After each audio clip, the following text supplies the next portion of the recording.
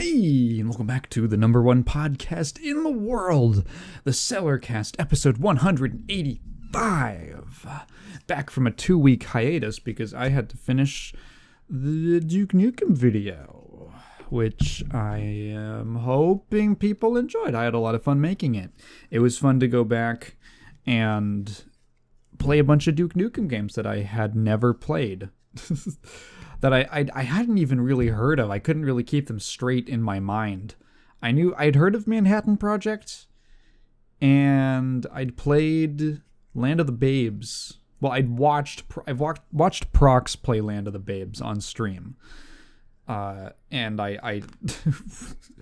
we tried to co-comment. Oh, do you remember how in the Land of the Babes segment, if you've seen the video, I talk about how I got stuck on the first level for something like 15 minutes. That happened to us on stream. I had to go look up a walkthrough while he was just wandering around that exact same area. oh gosh. I'm going to jump straight into things. We have no questions from last time. Reminder, if you have a question, feel free to leave it down in the comments below and I'll get to it next time. For now, we have none. But I want to talk about a couple things. Number one, all the old news at this point, but we're now about a week or two out from the Microsoft layoffs, which was such big news that it reached my dad.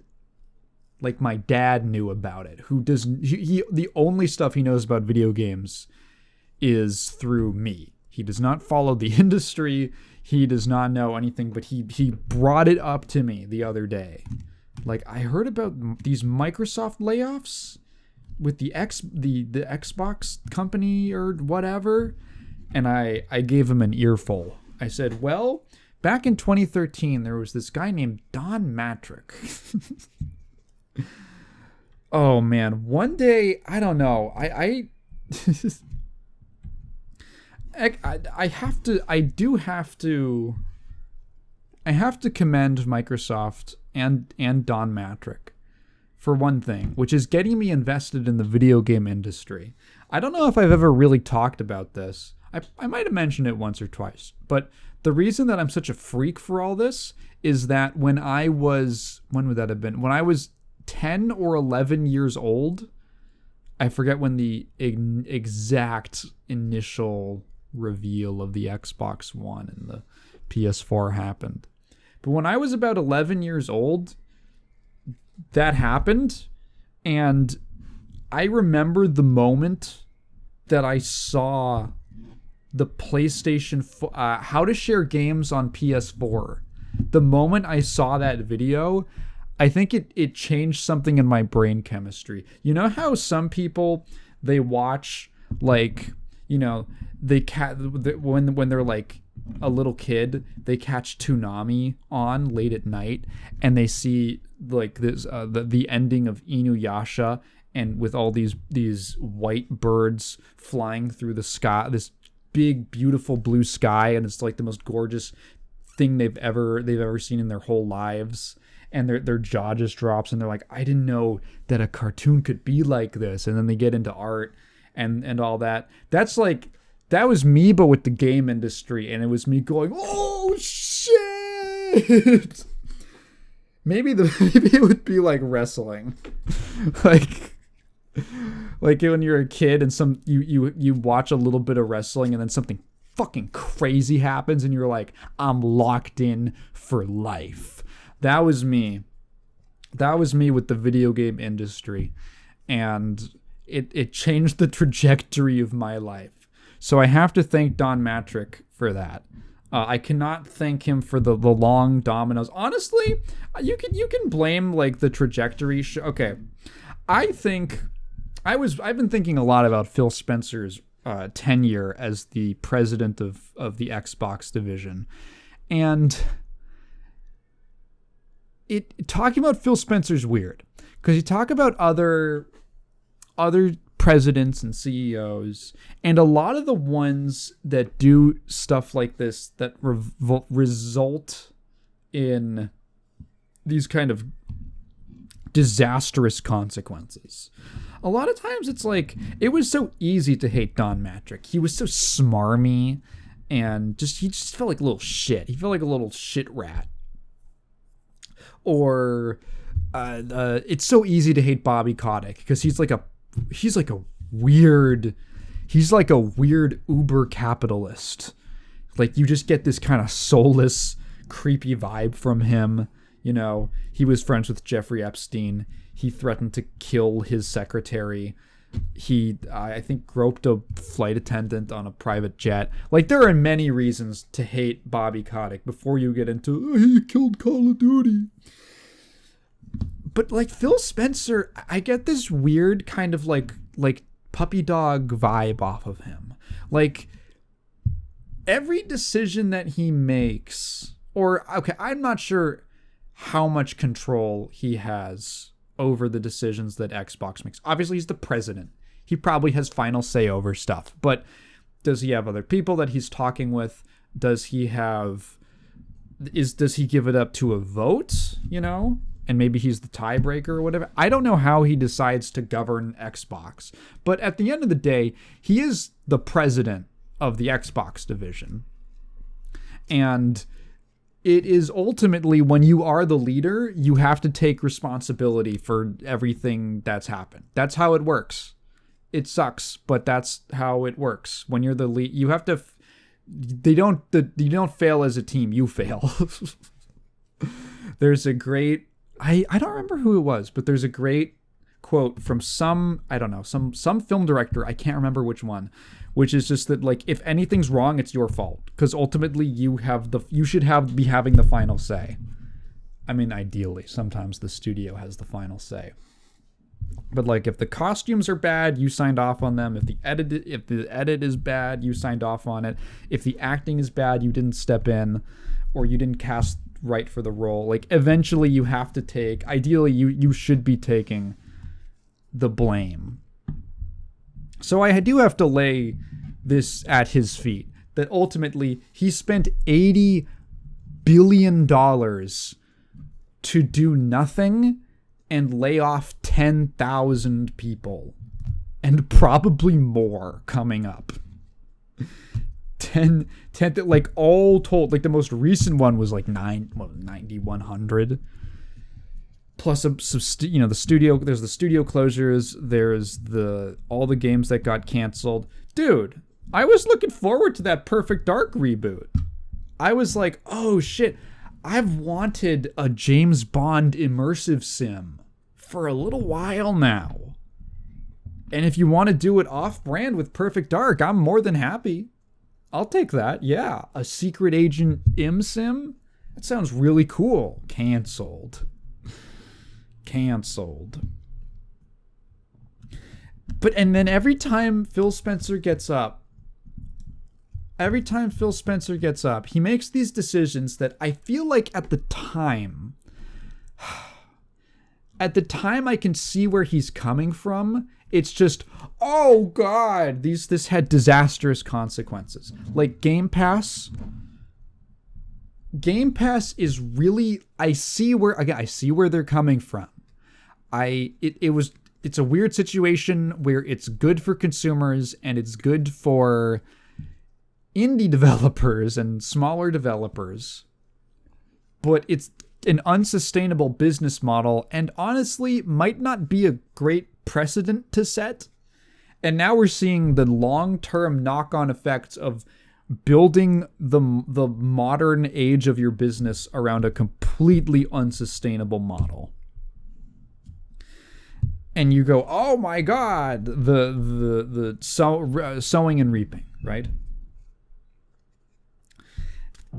And so I see where he's coming from. It's just like the wrong decisions all the time. I see the rationale behind the ABK merger. I get why he did it. I didn't like it. I said before when it was happening, I don't like the idea of everything conglomerating together, but I get the strategy. It's just disastrous, dude. $80 billion puts it in the top 10, maybe 5 business acquisitions of the century, which granted is like 25 years so far. 26 years, I guess. Yeah, got to count 2000. But this is also the richest time in human history in terms of how much money exists on the planet. So I think that's also pretty substantial. It also beats out, which is something my dad brought up when I dropped the 80 billion figure on him, that is larger than certain oil mergers, like oil companies that have merged together in the last, since the millennium, right? I get the strategy. It's just, and then he gets on stage and he goes, "We care about everyone in the Xbox family." And at a certain point, is it, I don't think it's sliminess. I don't even really think it's greed. It's wanting the company to be more successful, which I guess is greed. But it's, it doesn't really matter what it is. His leadership of the division, of the Xbox division of Microsoft, I think has been like disastrous. I think it's been terrible. I think the ABK merger, I think, was just bad for the industry. I don't think it was monopoly. I have to restate this every single time I feel the need to. I've been pretty consistent that I don't think it's a trust or a monopoly. But I don't like it. I don't like the conglomeration.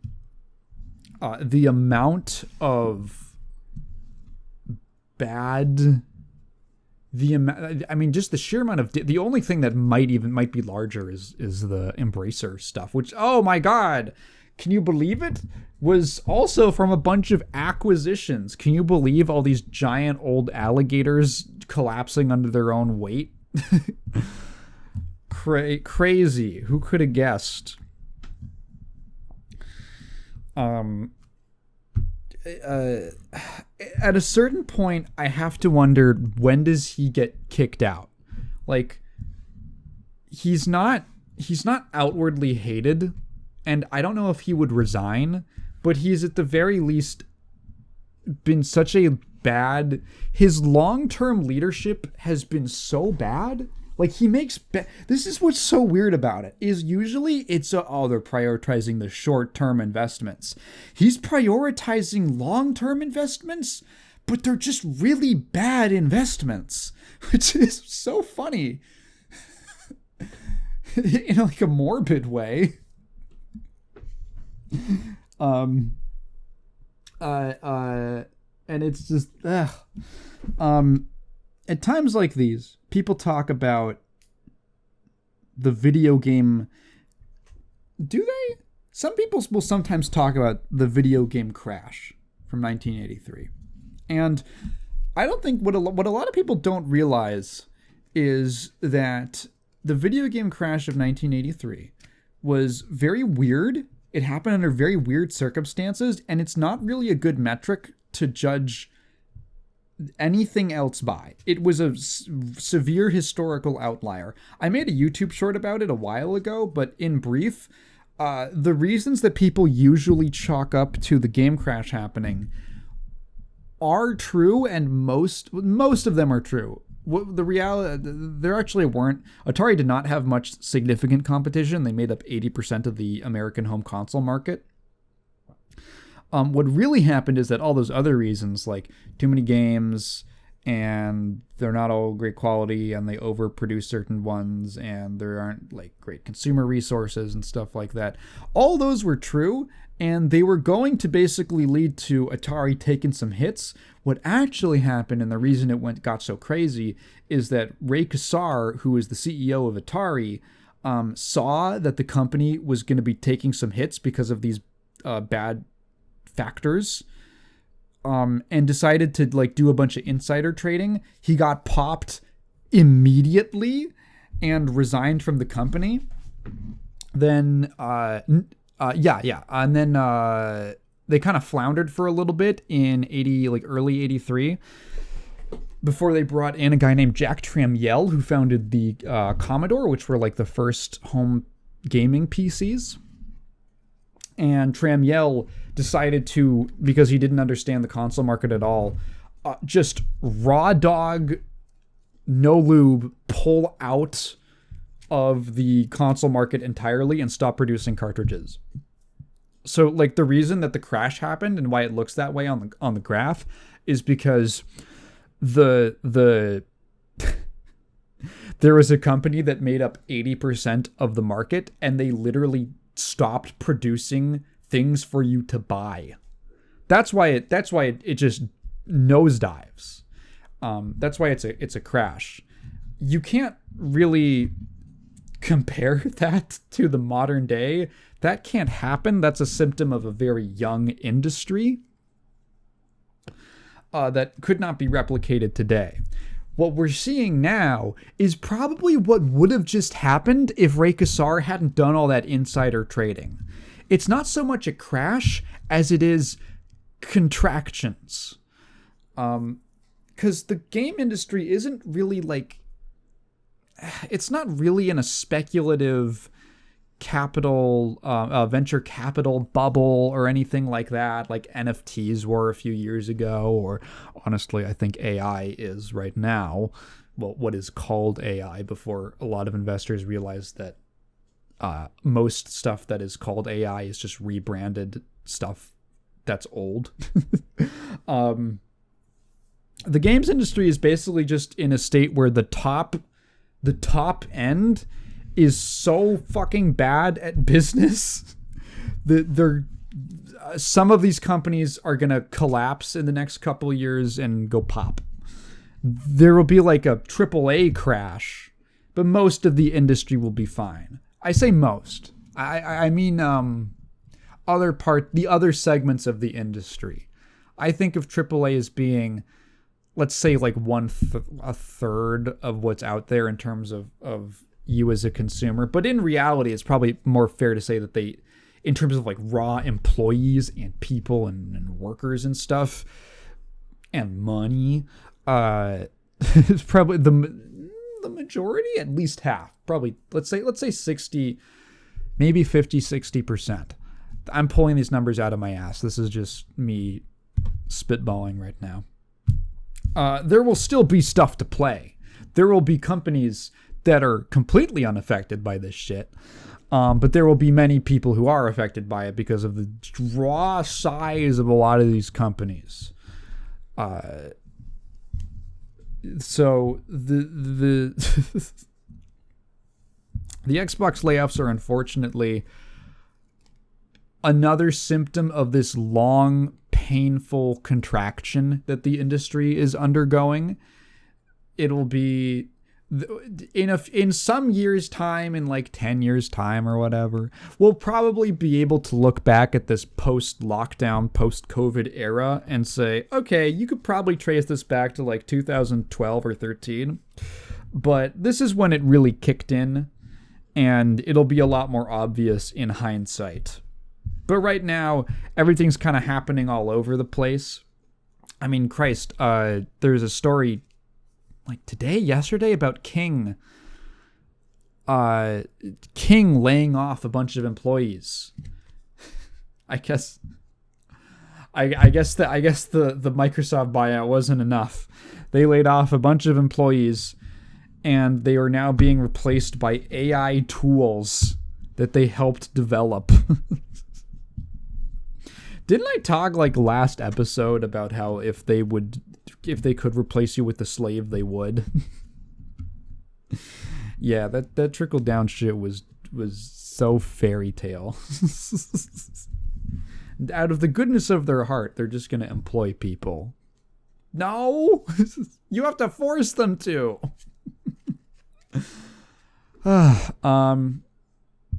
Quick news story. This one's more just bizarre and horribly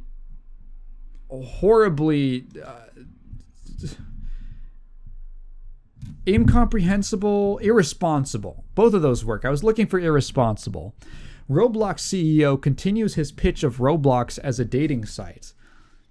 I don't know if you knew that he had made it in the first place, but he's continuing it. So there was a podcast interview with Tech Stuff.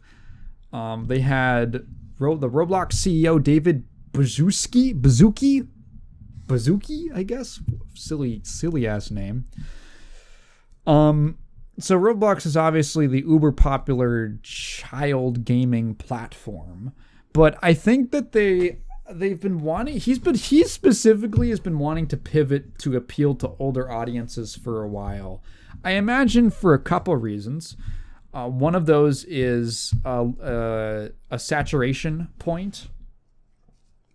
I think that there's a certain level of market saturation when you've been around this long for kids. The other thing about stuff aimed at children is that, and I don't think a lot of people take this into account, but they have a limited shelf life. They can totally pass generations, especially if it's some kind of live service thing like Roblox is. But I find that a lot of stuff,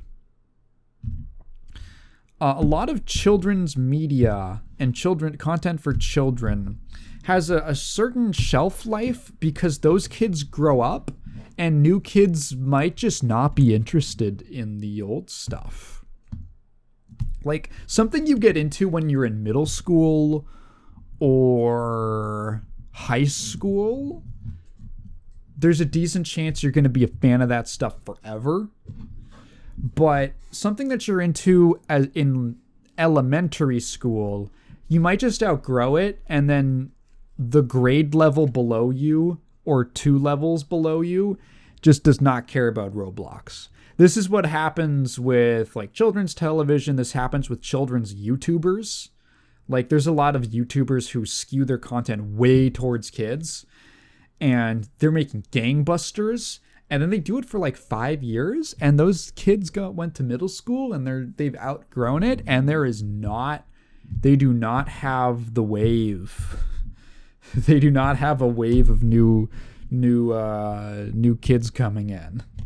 So I imagine that there's some level of, okay, we make content for kids, but it is like all tied into one brand. That might not be the most long-term thing for, say, another 10 years.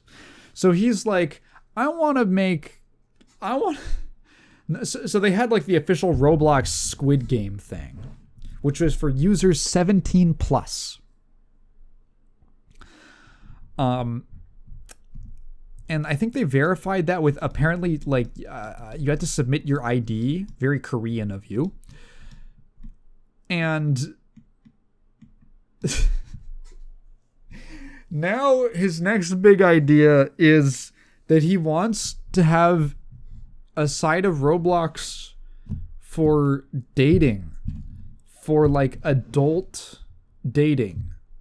Literally going on a date in Roblox, but you're grown adults. Which, a couple things. Number one, let's ignore the thing you're obviously thinking about right now. How big is the market of people who are like 18 or older and are too afraid to go on a date? This is what he says. He says, maybe a lot of people who are too afraid to go on a date in real life might find it easier to have a virtual date to start. You are too afraid. You are 18, 19 years old, and you are too afraid of going on a date in real life. How many of you are asking to go on a first date in Roblox? I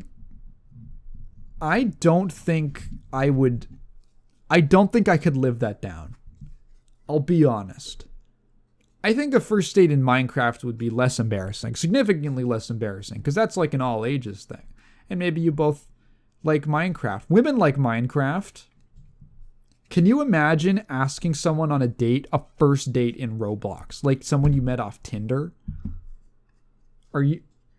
Dude, I feel like embarrassed for myself thinking about it, like trying to be empathetic.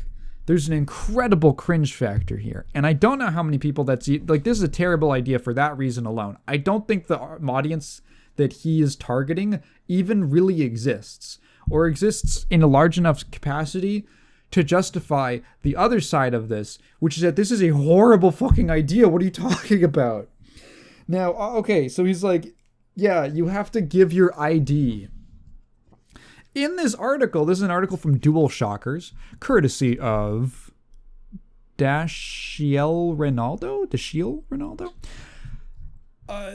Even in this article, the writer details how if you went and listened to the voice chat in the Roblox Squid Game, the other 17 plus thing that they had, you could clearly tell that some kids just got their parents, their parents' ID or their credit card or whatever. And there's... So, first question. Do you have to submit your ID every single time you do this? Like one of these? Like, is it like going to a bar? Is it like going to a bar and you have to get ID checked? Because am I willing to do that even for a game that I'm really into? Like, would I do that for Street Fighter 6? Hell no. Okay. Because I think you would have to do that. You would have to submit it every time.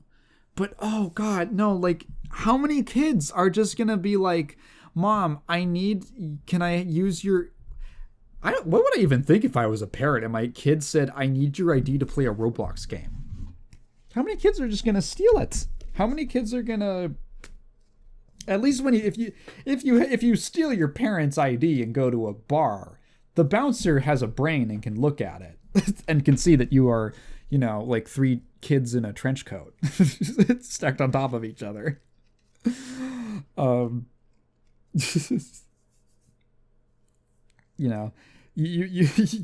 can't. You're probably not gonna like get away with little rascalsing it. Because if they implement it in a way where it's just, put it in once, oh my God, fucking disaster. And also, like, even if he has this justification, well, then you just shouldn't let your kids play Roblox if you're not comfortable with that.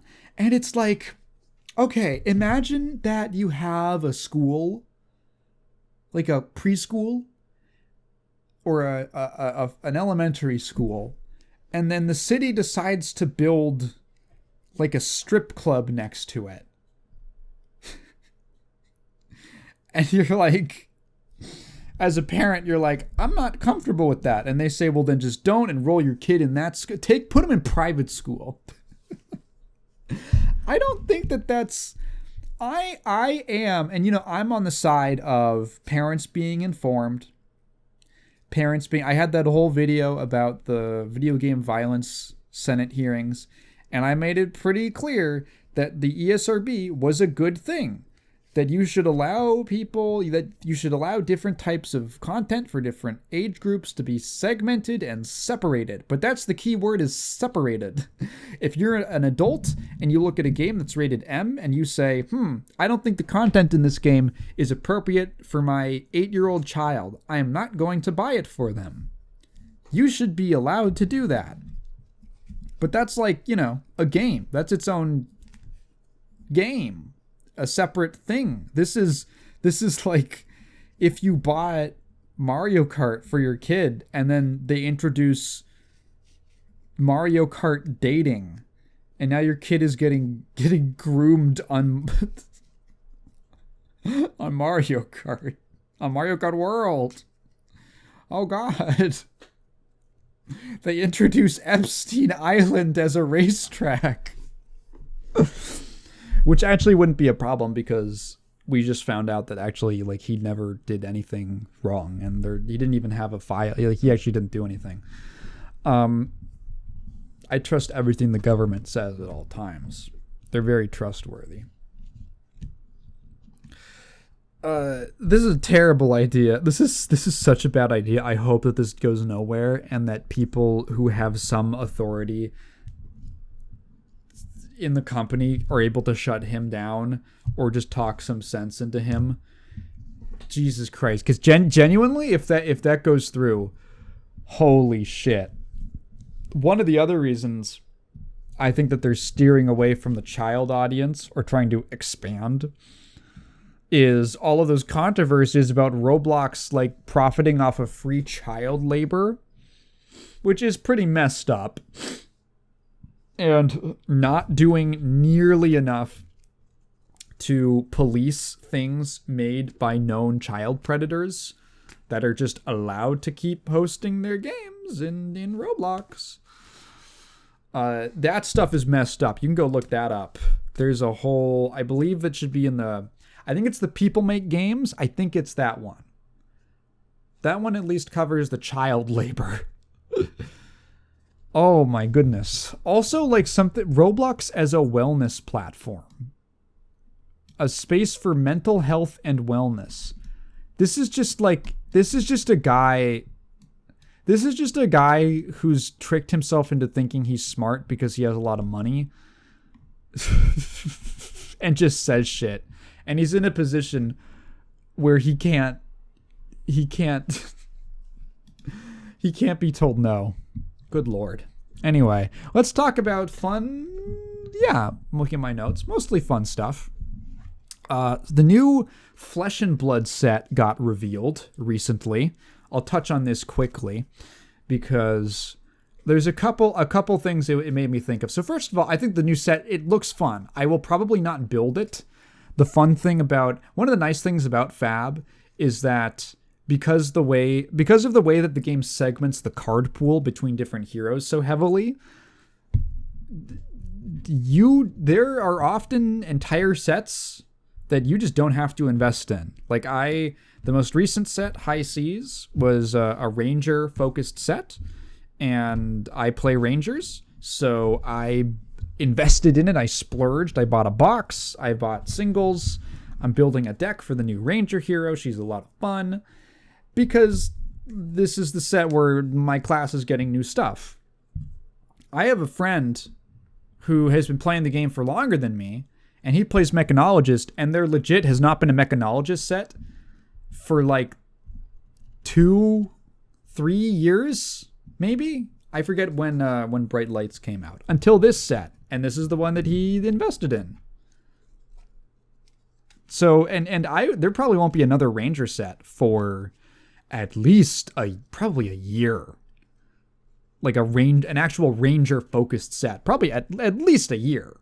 So I can just chill and just pick up a couple singles here and there to upgrade my deck and just kind of like let it coast. So the next set is Brute and Guardian focused. And I don't play either of those classes, so I have no plans to really go in on them or build any of the heroes from them. But I might go to a draft event just because the theme seems pretty fun to me. And it might be fun to play around with in a limited environment. The theme is pro wrestling. They went all in. We've had some kind of more serious sets recently. This is one and we've got a serious one coming up next year, part of one of their big epic storylines. But for this one before that, they're just doing like a fun, lighthearted thing that takes place in the Deathmatch Arena, which is an area in the game's lore. It's just like a no man's land coliseum with a bunch of fighters, which was previously the setting of a set called Heavy Hitters, which was a very beloved set. People loved that set. That one was a little bit grittier and more leaned into the gladiator combat and all that.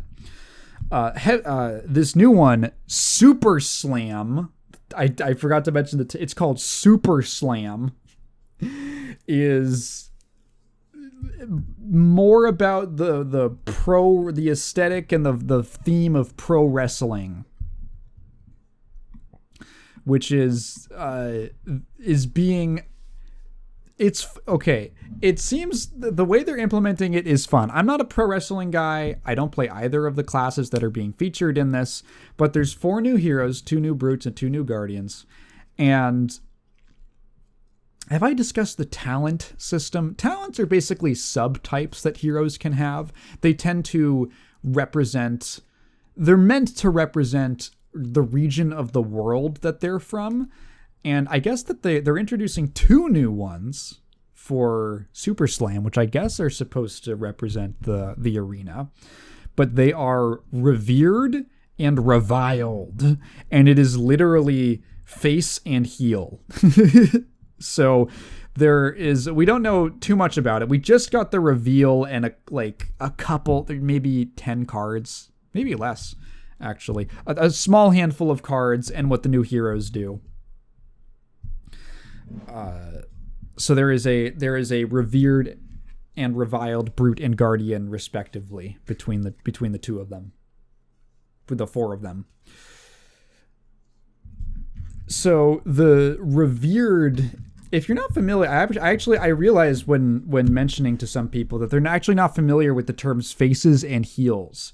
A face is just a wrestling term for the good guy, basically. It's like the John Cena. John Cena's like I believe he was the protagonist face, which they called the baby face. Wrestling has lots of fun terminology like that. You know, he's the good guy. He visits the sick kids in hospitals. People cheer when he comes on. He's all about like positivity and motivation and heroics and stuff like that. He's going to save a kitten out of a tree. And then a heel is the villain. He's the guy who plays dirty and he loves getting the crowd to boo for him. You know, he loves the jeers. He goes, yeah, you hate me. They thrive in that environment.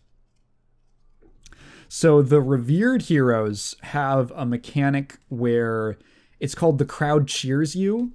And that's just a thing that can be triggered by certain stuffs. And then the reviled heroes have the crowd boos you.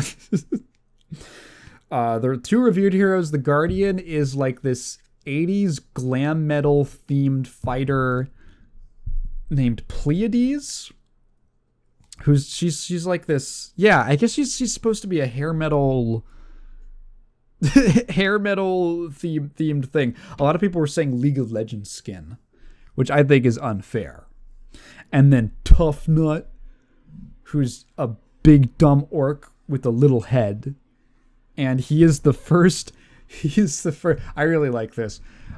In Fab, every hero has an intelligence. They have a life total and an intelligence in the bottom corners of their hero card. The intelligence just represents what your hero's default hand size is, because at the end of your turn you draw up to your default hand size, or you draw up to your intelligence. For most heroes, that is 4. For every single hero, yeah. So printed thus far, there's it's been 4. The game's been designed around 4 card hands. Tough Nut is there are ways to change that value. There's a couple cards. It's a pretty rare mechanic, but there are a couple cards that change your intelligence. Tough Nut is the first hero printed with 3 intelligence. Which I find really fun.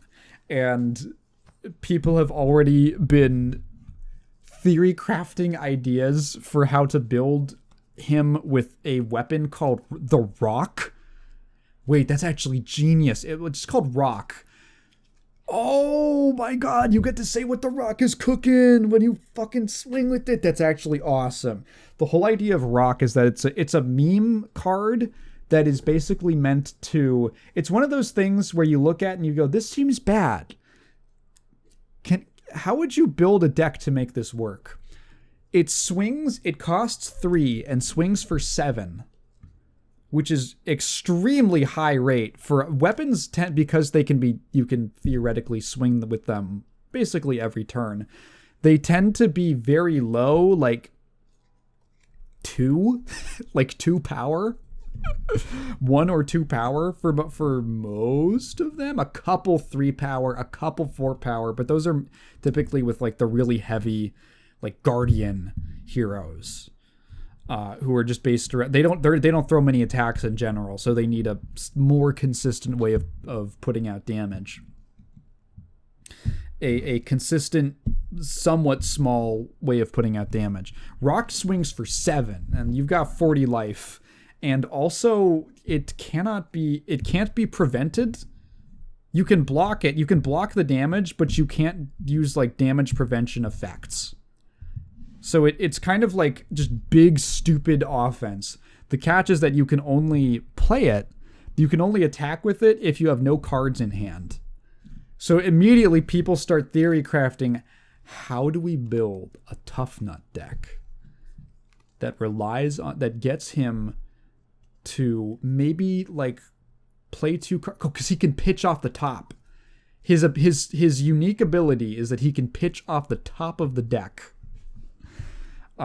which is just flipping a card into your pitch zone, and that's how much you pay. That's how many resources you create. So how can we create a tough nut deck where he can maybe send 1 card and then pitch off the top and then swing with rock? Is that consistent? Is that even good?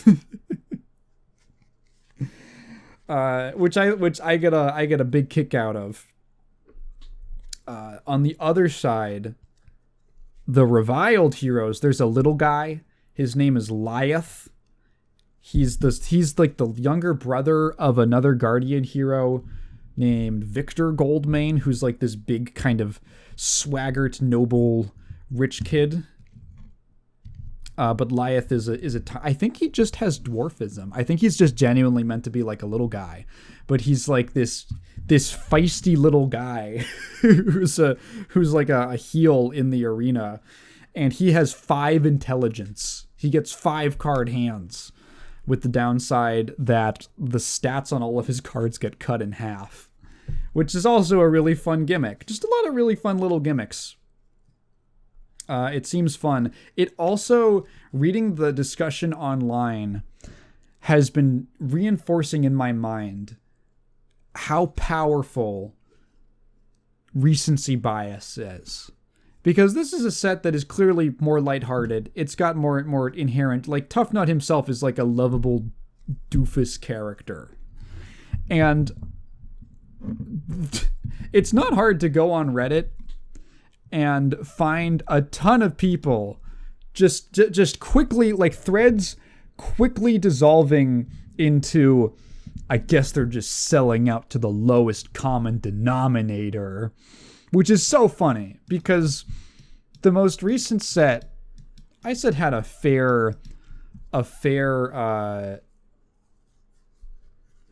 range of tones. It was pirate themed, so there was like exciting adventure stuff and big bright blue skies because you want a lot of blue in your pirate set, and that's how you make the water blue. But there's also like one of the new heroes was a pirate necromancer, and all of his cards were zombie pirates and in like stormy seas and dark blues and greens and nighttime scenes and walking corpses. There's like a zombie that's just like covered in barnacles, and it's like more barnacles than flesh, just walking around. And before that, we had the Hunted, which is like a super grim, gritty set with tons of just really dark, grisly artwork. And there's this one card from the Hunted where the art is like a dagger flying at someone's eye, just inches away from hitting it. And I remember sitting across someone at a draft event, and they pulled that card and went, ooh, like they hadn't seen it before. And their first reaction was, oh. It's kind of, there's no violence, but just the implied violence. And then suddenly they have one lighthearted set before we go into the big, serious, epic continuation of the epic saga, Monarch 3, next year. And suddenly it's like, oh, I guess they're making this game for fucking mouth-breathing idiots who just want to consume Hearthstone slop every day.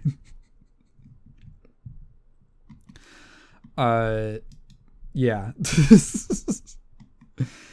Really silly. But the set looks cool. I will not build it, but I will probably go to some drafts to check it out.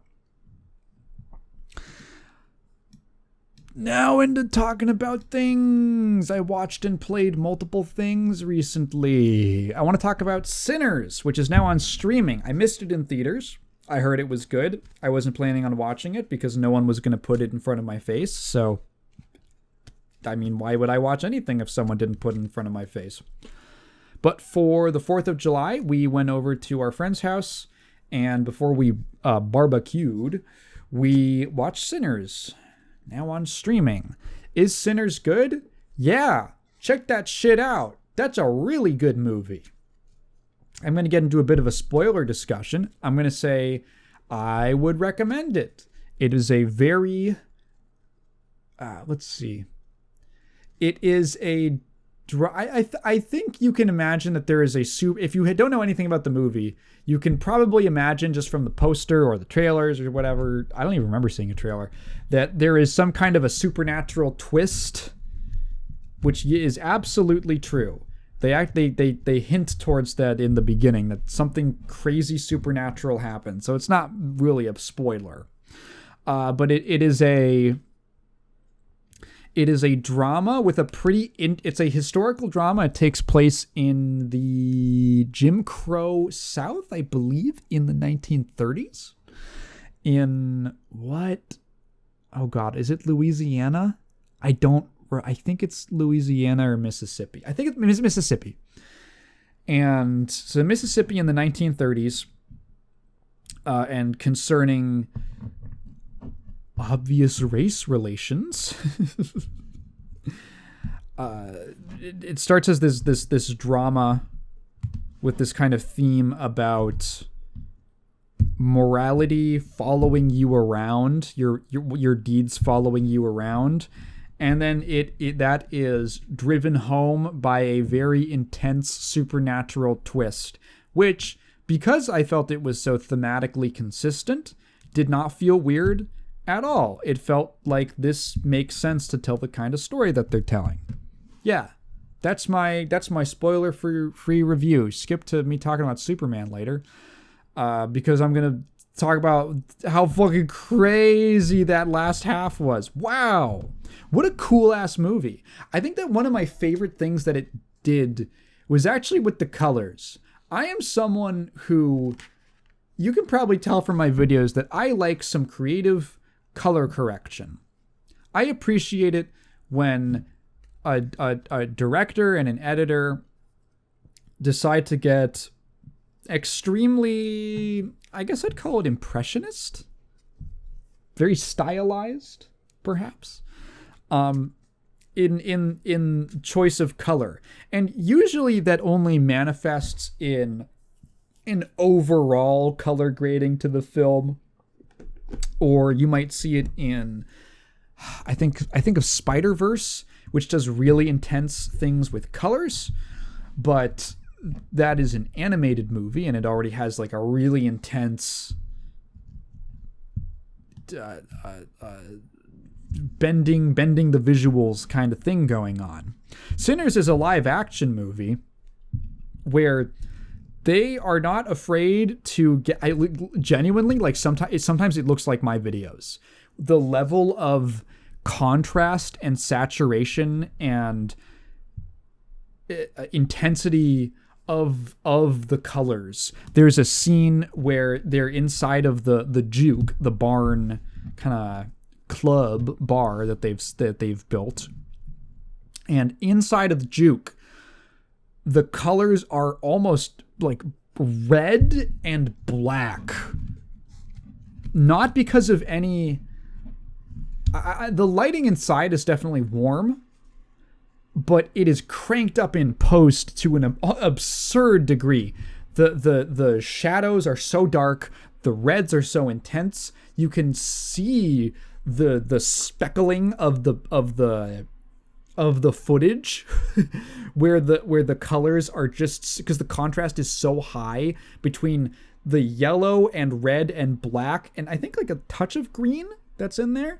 And the colors just kind of speckling in and out, pixels on the screen, because they're so close. There's absolutely no gradient. There's so little gradient of colors going on. And then they cut to, the characters are standing at the doorway, and they cut outside, and it's colored so cold and blue and chill, and there is such a strong distinction between inside and outside, which it's a vampire movie that uses very classical rules for vampires. That's a really strong visual motif. Inside, outside have extremely different feels to them. Some of the other stuff that they did with aspect ratio was really neat. I'm aware that most films switch aspect ratio a little bit. It tends to be in ways where you don't really notice it that much. But this one does it in a way where it's noticeable, but as part of the style. There are some really, really cool scenes. Switching from I was joking about the letterboxes coming in and out being like, oh, the gameplay started. Because the action scenes kind of start up and the gameplay has started. And then the letterboxes come back in and I go, okay, the characters are safe now. We're in the cutscene. We're in the cutscene world. You don't have to worry about fucking up. Fucking up this fight. Other moments, there's a really cool scene. Oh my god, am I fucking bleeding? Son of a bitch. I have been getting random ass nosebleeds because of the goddamn weather.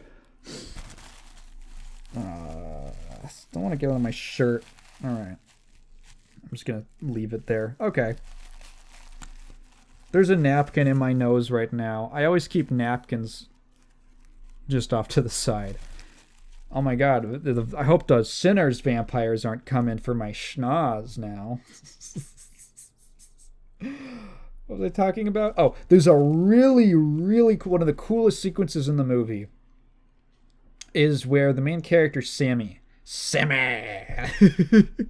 He's playing a song, and they establish that there are people who are able to tap into this otherworldly energy through the power of music.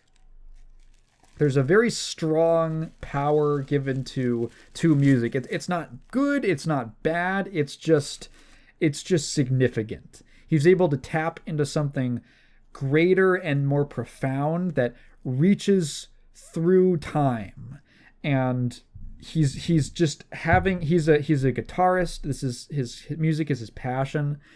And he finally gets the chance to play in front of a big audience at the Juke, and they're feeling it, and he's feeling it. He gets into this rhythm, and he starts playing he's playing the blues, I guess.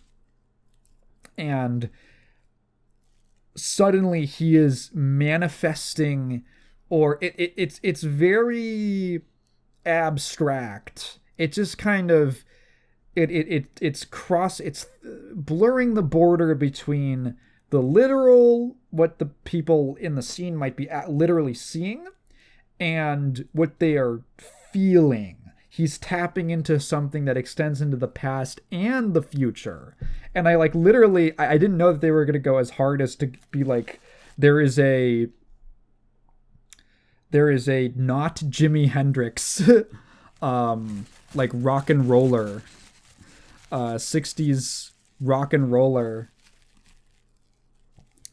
who just appears. And then there's all musicians from all these different time periods, like black musicians, and then there's also Asian people in the crowd. So there's these different types of they're Chinese, so different traditional Chinese styles of dance and music and theater and stuff, and they're there too. And the whole idea is that his music is so powerful that it's letting these people tap into this this energy and this sort of this spirit that passes between generations of their cultures. Music is a big part of the film. It plays a role multiple times as exemplifying a lot of different different cultures, namely African American and Irish is the other one. The first vampire is Irish, and there's this very creepy scene where he's turned tons and tons of people into vampires now. And they look outside the juke where they're still safe inside. But they're doing this like Irish fairy circle with this Irish jig song. And there's this I really like the things that I liked the parallel between, I guess I should do I get into the, I'll talk about this stuff first. You can figure it out via context. I liked the parallels between African Americans and Irish people that they made in this movie that I thought was very interesting. I'd never considered it before. But their relations to Christianity. There are vampires in the film, but I think vampires are typically considered, they come from a sort of Christian culture. There's, the crosses, the symbol of God or whatever. Here the vampires are more of a not necessarily Christian thing. There's a woman in the group who practices some kind of, I don't want to say voodoo.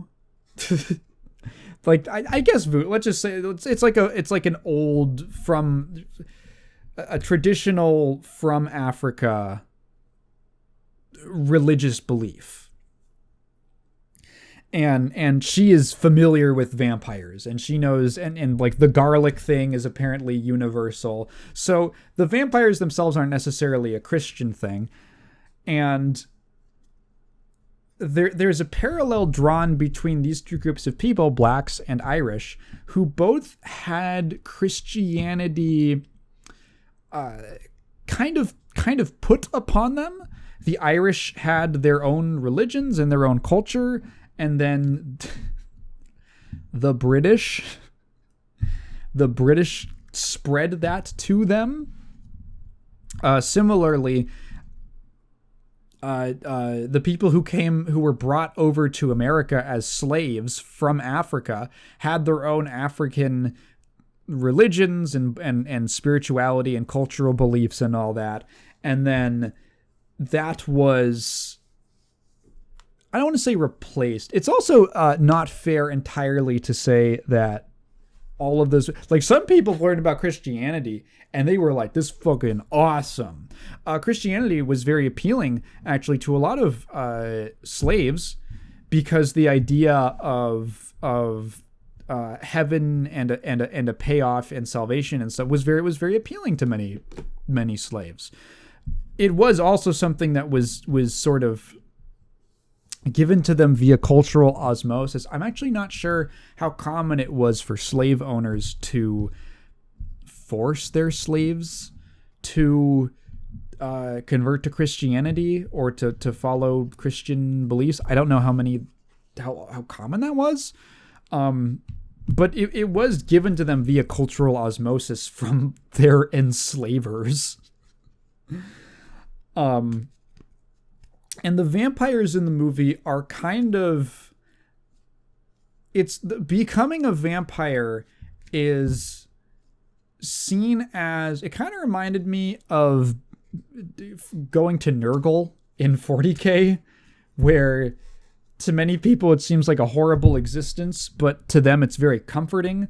Becoming a vampire is, the way that they describe it, it's a little bit hive-mindy. And there's a familial aspect to being a vampire that is very pleasant and warm and inviting, and they feel like they finally have, a connection or a people with someone, right? However, ultimately, that path is not the right one, which is for the reasons being the other theme in the film, which is basically things following you around.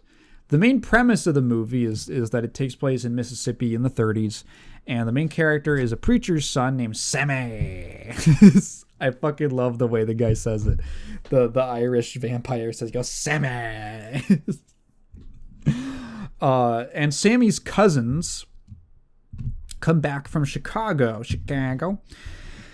They are nicknamed Smoke and Stack, the Smokestack twins, and they dress like Team Fortress 2. That was the first thing I said when they showed up, because one dresses in red and the other in blue, and I leaned over to Kat and I went, Team Fortress 2. And they have got a bunch of money and a bunch of stuff, and they're real high rollers. They kind of don't really explain where they got it from in Chicago or how. It's implied that it was via shady means. But they've got it, they're throwing it around, and everyone's like, holy shit, they're so cool. Sammy, of course, is completely enamored by them because they're less stuffy than his uptight preacher father who wants him to just stay in the church and do the church life. They are these kind of rebels. They're very empowered. They go and travel. They get into stuff. They've got connections. They have a lot of agency over their lives, and he really looks up to them for that. They're doing what they want to do, and they like him. They kind of take him under their wing. And they've decided they're going to come back and use the money that they got to start a juke, which is like this. Just like a club, but it's set up in a barn and something like that. They play music and have drinks and serve food and stuff. It's like a community bar sort of thing. And specifically for the mainly black community, probably some other minorities could get in there, but something they want to build something independent of the white establishment. They want to build their own money, right?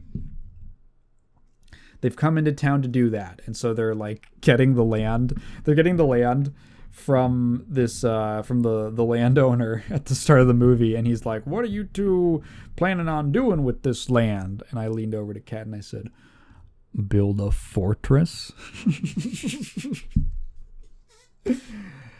I think we're going to make 2 fortresses for a team. The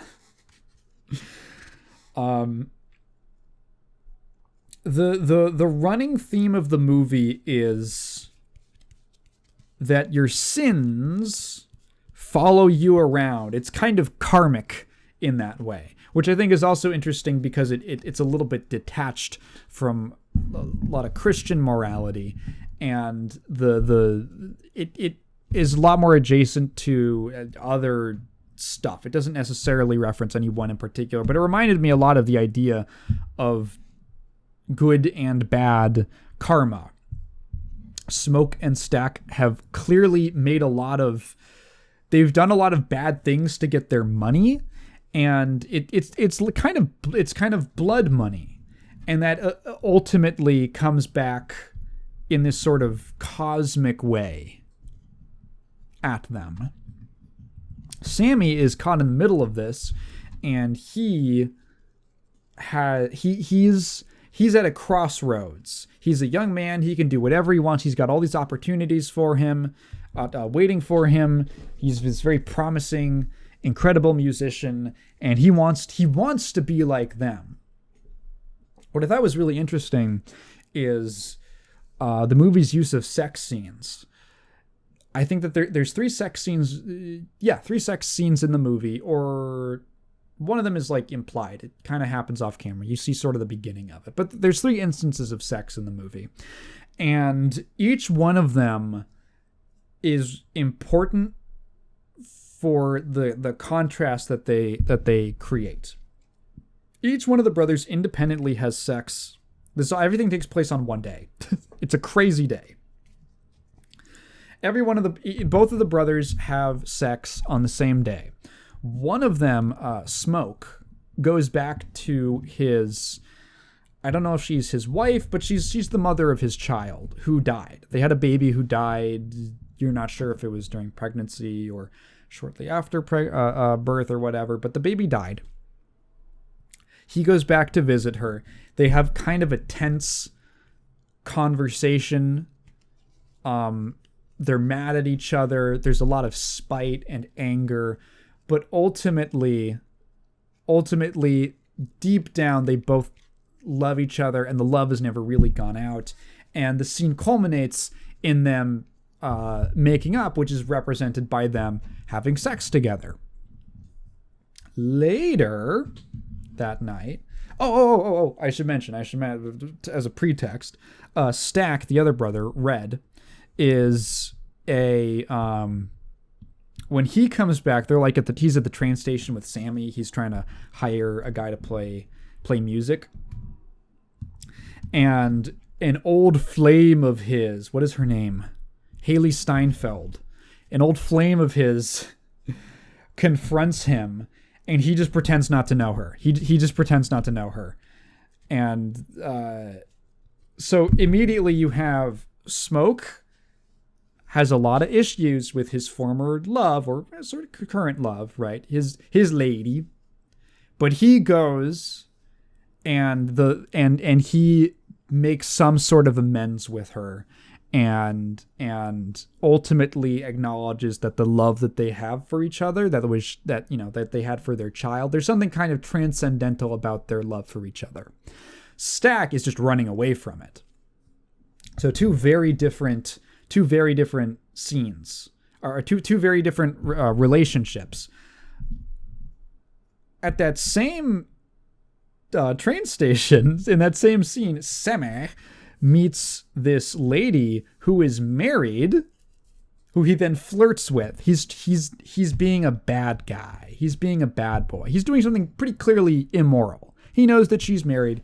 He chooses to flirt with her. And then later that night at the juke, they have sex. Obviously, she is somewhat culpable, like, for cheating on her husband, but Sammy is the main character, so we're kind of seeing these are the choices that he's making. He's still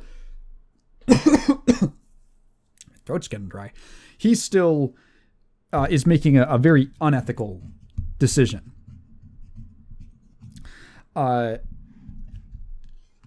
Also, during speaking of color, before we get to the third sex scene, speaking of color, you want to talk about Sammy.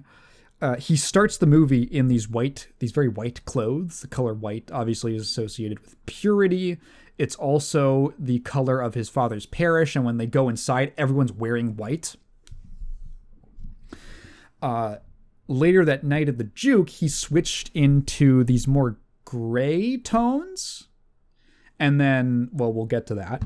The big vampire outbreak happens when this Irish vampire guy and these two clan members that he vampired up come to the juke. They aren't let in this very tense scene that kind of foreshadows the rule about they have to be invited inside, like traditional vampires. Haley Steinfeld goes out to talk to them and maybe get some cash, see what they're up to, because who was it? One of the brothers, I think Stack or Smoke, one of them is more like, well, we could let them in, and the other one's like, no, we don't want to. You don't want to. Don't even like create the possibility that a white person could come in here and a problem could start, and then everyone is going to get fucking lynched. Just don't even mess with it. Don't even get into it. Let's separate our business. So she goes out. She gets vampired up. She comes in and she starts coming on hard to Stack. And suddenly this thing that he was running from is now coming on to him, takes him into the other room, and they're starting to have sex, assumedly. And then, oh God, what the fuck is happening? she's clawed through his throat and is drinking his blood. So you have these three different scenes, right? Smoke's sex scene is meant to be the culmination and show that his love for his, I'll just say wife, is kind of transcendental, and it's always there, and it's true and enduring.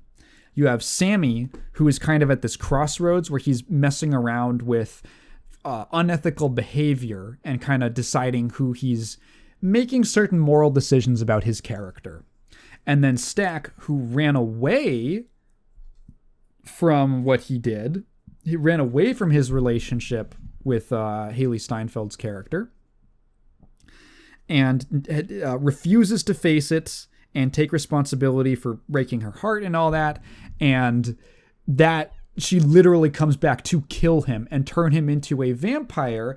And Smoke Wife tells him, she explains the vampire lore. She is up on the supernatural stuff. And she explains that in this movie's version of vampires are souls that are tethered to the earth. They cannot move on. They cannot move on. They are spirits that have seemingly perpetual unfinished business. The only way they can only be destroyed by like the sunlight or the holy stuff, right? The certain, like the garlic and I think silver. Yeah, silver as well in this movie. So there's this big, pretty obvious metaphor for the choices you make building up and following you around in a kind of karmic way. It's coming back. It's literally coming back to bite him in the neck, not in the ass, in the neck. It'd probably be very hard to bite someone in the ass and turn them into a vampire. There's not a lot of... Are there veins? There's probably some veins. I think it would be very difficult. It would be a very slow process. This triggers the actual oh fuck vampires part of the movie, where it turns into a vampire survival movie, which is really cool. I haven't really seen a film like this, at least with vampires. They are literally playing COD Zombies, but with vampires. They're messing with their emotions because some of them are their former loved ones. I should mention that they like make the very stupid decision to send everybody out before they really know how that they're vampires, and then all those people get vamped up, including their loved ones, and this is very testing to their morality and all that. Stack eventually he turns fully into a vampire. And they do this kind of cool, again, with the colors and the color theory. Smoke and Stack are this red and blue. Stack becomes a vampire and switches to wearing a black vest. Just a black vest with nothing underneath. And Smoke, after getting all the blood on him, takes his coat and his overshirt off, and now he's just wearing like a white tank top, a pure white tank top, to I guess represent humanity and inhumanity between them. Cool stuff. And also with Sammy going from white to gray, as he gets kind of bloodied up as the night goes on, his clothes get stained and darkened, and with the color correction of the movie, begin to look even darker and darker and darker as he's going further. He's kind of delving further and further and being literally covered in sin. And ultimately making the decision. The way that he kills Irish Vampire, the way he kills Isaac Brock is so good. He smashes the guitar over his head. I thought he was going to turn it into a stake and like stab him through the chest or something. But he takes the guitar and smashes it over his head in such a way that the silver disc at the, I don't know what it's called. It's in the guitar. It's a big silver disc in the belly of the guitar gets embedded in his head. which is great.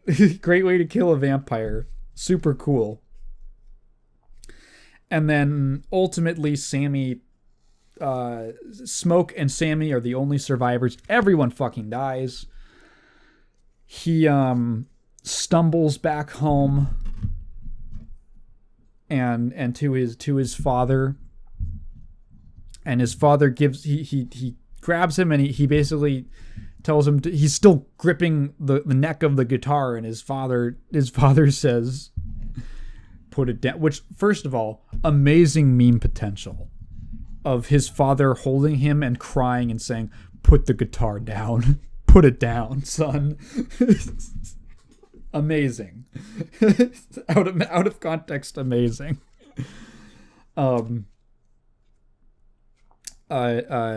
And Sammy decides not to put it down, and instead to use his music for good, for a positive energy, which I thought was interesting. He has this, Christian opinion of his power, his ability, and he decides to take another path and actually say, I have this gift and I'm going to use it for good. Flash forward to very cool ending. Very cool. Was it post credits? It was sort of an epilogue. Very cool epilogue of him as an old man getting a visitor. A certain visitor. Also, just really badass scene at the end when Smoke realizes. So here, the other thing is what was it? They found, I forget what the specific plot little thing was, but basically he finds out that no matter what, they were going to get lynched by the KKK. And they were basically doomed from the start. And he decides to... I had totally forgotten. They drop this little detail that both brothers had fought in World War I. And he just fucking... He goes Rambo on all these clan members at the end, which is fucking crazy. It's great. He's got like a sniper and a machine gun and like it's really good. It's a good ass scene. Great way to send off the character in this like insane. Literally, I was like, oh my god, the gameplay's starting. Gameplay starts.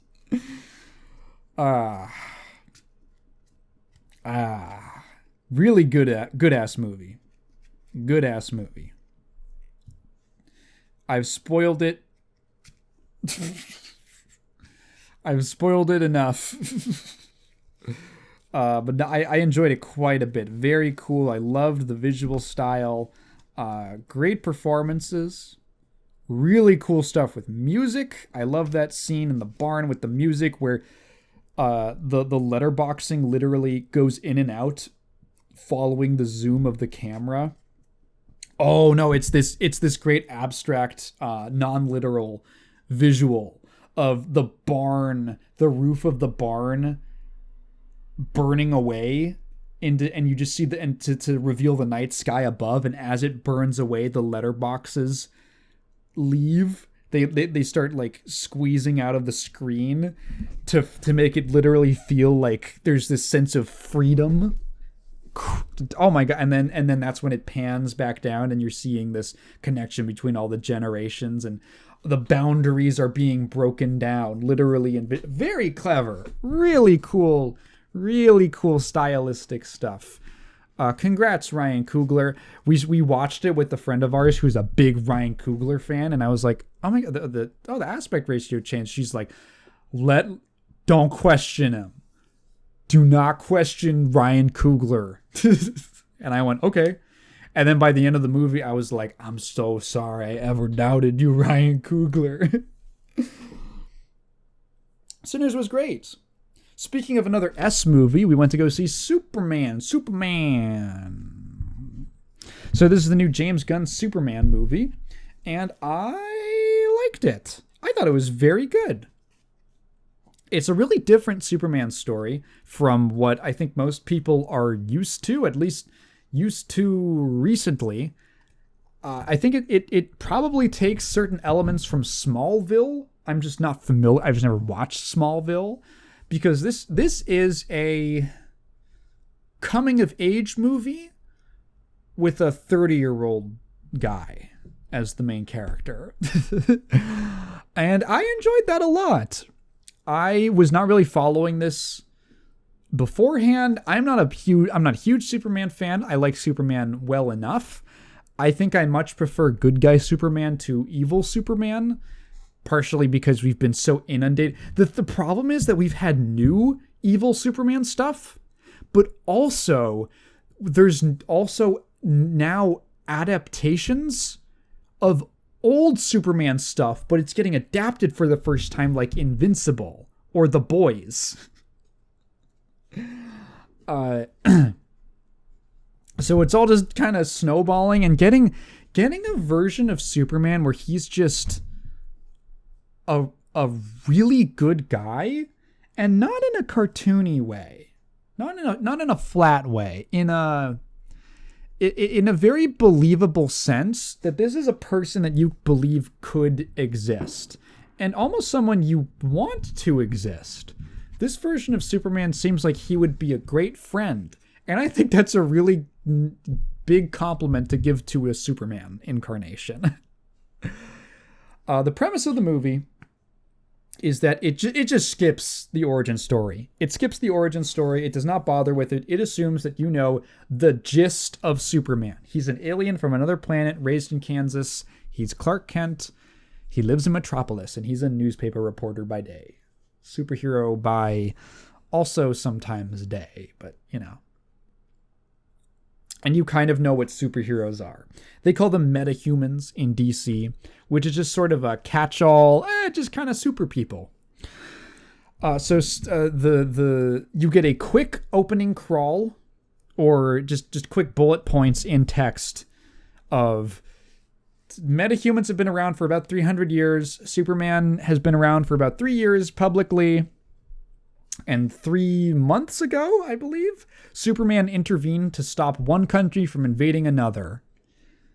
And now, I think 3 minutes ago, Superman was confronted by a metahuman from the country that he stopped the invasion of, or the country that was going to. The country it's called Barovia. They were going to invade Anjanapur, something like that. He stopped Barovia. Now a Barovian metahuman has come to confront him. You're not seeing that. You just see him crash into the snow into the Arctic. Bloodied up and fucked up and tired. And that immediately establishes something that I like a lot about this movie, which is that this is an extremely human version of Superman. It might be one of the most human screen adaptations of him, live action at the very least. Definitely compared to the Henry Cavill one. It's such a shame that they wasted Henry Cavill on making him like a mopey edgelord Jesus analog. I know some people like Man of Steel. I just find Superman as a Jesus allegory to be kind of like lame and boring, because he's obviously a Moses allegory. He's a Moses allegory and an immigrant. He was created by the children of Jewish immigrants. And his backstory is that he is from one place, one troubled people, and was sent to another place to live with people who were more, let's say, fortunate and stable, and was raised by them, but feels like he has a foot in two different worlds and has this kind of great responsibility thrust upon him, like Moses does. He is clearly a metaphor for the Moses, an allegory for the Moses story, and also probably a metaphor for the experience of being a child of immigrants. who might have also related very much to the Moses story. The Jewish people have a long history of diaspora, and that is the mini rant over. I don't like him as a Jesus parallel. One of the main things that this movie is trying to hammer home is that this feels like a movie that is aimed directly at people who think that Superman is boring. Oh, Superman's like boring. He's just like unstoppable and invincible, and he's always right, and he's so good and all that. And this movie's like, Superman is extremely human, and that's what's compelling about him, is that he has this godlike power, but on the inside, he kind of just feels like a guy. I'd almost wonder, I imagine this has come up at some point, but I almost like, Superman is someone who could easily have imposter syndrome, you know? He's just a farm boy from Kansas. You know, one thing that I've never seen it done, maybe there's a comic where it's been done. I've never seen it done. I think it would be perfect. And James Gunn should have contacted me before this. Clark Kent never has a Kansas accent. Why? Why does he not have why does he not speak with a Kansan accent or dialogue or a southern drawl at all? I think it would be a great part of the Clark Kent identity, you know, to further distinguish the Superman identity in the Clark Kent one, and to hide that he's the same person. I think it would be a great idea to have Clark Kent speak with a southern accent and Superman to speak with no accent. Right? Like, wouldn't that... I think that would be very clever. I think I was smart for coming up with that, but no one's ever tried it, as far as I know. Superman nerds, let me know in the comments if anyone's ever tried that. That sounds like a fun idea. He's just a farm boy from Kansas. And he was raised by good people, and he believes in good. I'm going to get into spoilers.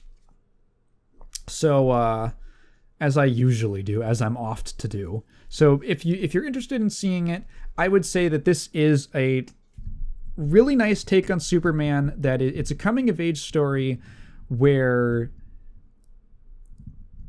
it has a very positive, I think, uplifting message and tone at the end of the day. And if that sounds appealing and fun to you, then have at it. There's some really fun action scenes. It's not really heavy on action, which I liked. There's 2, 3, 4, there's about 5 action scenes that are notable throughout the film. One of which is kind of like this big extended, maybe 2 of those you could wrap into like an extended climax or the thing for the climax. The movie does not end in a fight scene. It's a superhero movie where the conflict is not resolved through a fight scene.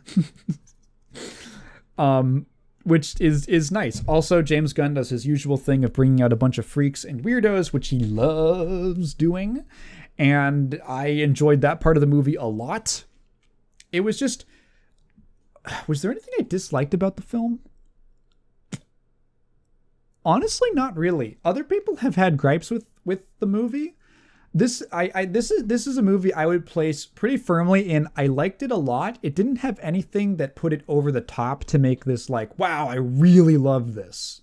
You know, it didn't have like a particular super personal way that it clicked with me on, but I really enjoyed it. I liked the message and the tone. The acting is great. I thought the jokes were funny. Some people get a little like, oh, did James Gunn, does he do the Gunn thing where he kind of undercuts a serious tone with a joke? I don't think he does that. There is humor. There are some serious scenes that have jokes in them, but it's more like a character's making a joke and not, haha, audience laugh now.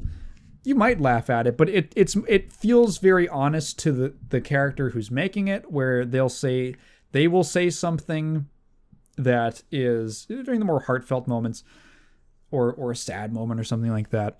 They'll say something that feels, if there is a joke, it usually feels in character, like something that they're saying because that's something they would say in this situation.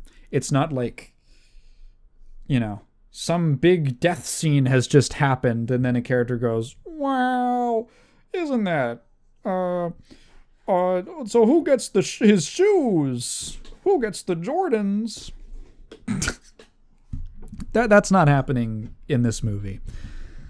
I watched the Jeremy Johns review of this film, and he thought that happened a lot. And I just feel like we watched different movies. I don't know. I did not feel any significant problem with the tone in the film. It felt relatively like one of the more well-balanced James Gunn movies, like maybe one of the later Guardians films.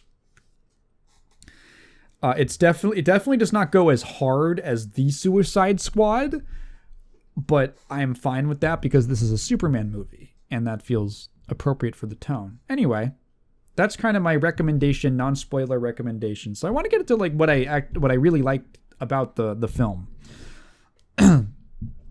So I think one of the most controversial things with a lot of people with this film is it's actually not the Israel allegory. There is a lot of people, before I went in, I heard like, this is the most anti-Israel superhero movie that's ever been made. And I went, what the fuck? And after watching it, yeah, it probably is. But it's also handled in such a way where in 20 years, it could easily be seen as an allegory. It could be read as something else. It is detached enough. It's not like this is literally what's happening right now. That was probably what he had in mind while writing it. And it is probably what a current audience will think of it. But it could easily have been, if this was in the 70s, it could have been the Vietnam War. If this was in the 2000s, it could have been Afghanistan or Iraq. Again, in 20 years, it could easily be an allegory for something else. The main hook is, or the reason it's there is because what's important is that one country was invading another country and Superman stopped it because people were going to die. And this kind of informs the conflict of the movie, which is the coming of age aspect arises from the fact that Superman, Clark Kent, has this very pure but kind of naive sense of good and justice that he acts on. He feels a responsibility to act on it. But he's living in a world that is, air quotes, complicated. It's not complicated to him. That's what's important. It's not complicated to him. But to the world, everyone's like, oh, but there's this and that. And he's like, I don't care. People were going to die. And it's a line of logic that you literally cannot argue with. It is this like immovable wall that Lois Lane is arguing with him about whether or not he should have done that.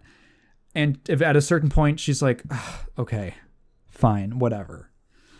To the point where he's almost childish about it. So he's living in this world that is more complicated than he is. So one, how does he reconcile his innate sense of justice and good with a world that can be mean and cruel and unfair and corrupt and really fucked up? The other aspect in which this ties into as part of the coming of age thing is, what is his identity?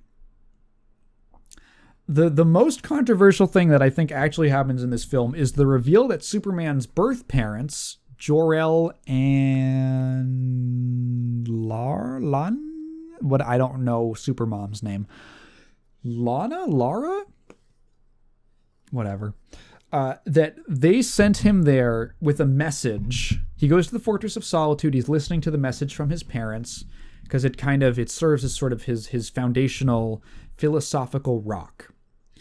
And they're like, we love you. We're sending you to this place called Earth. We need you to, be a steward for these people and be a symbol of strength and justice and whatever.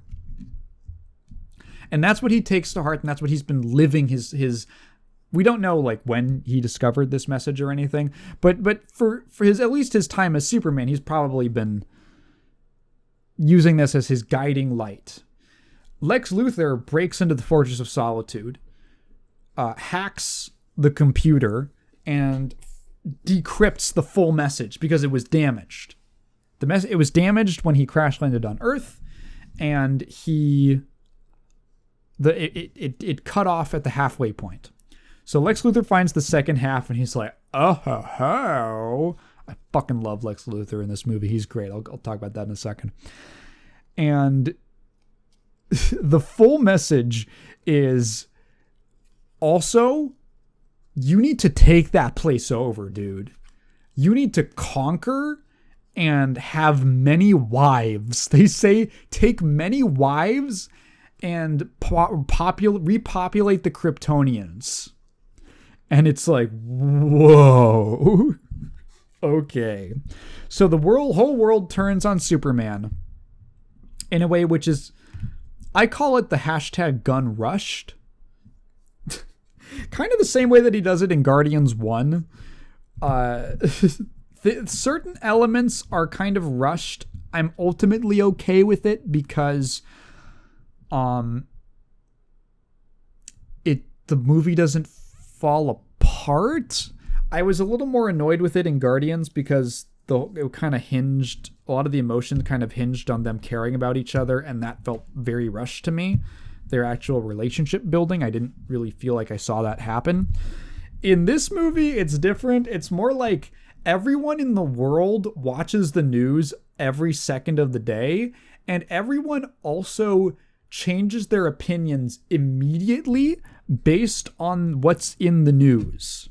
So I guess that there's never been like a Watergate or 9/11 or anything kind of like that in this world, at least not in America, because everyone just blindly trusts mainstream media all the time, every time.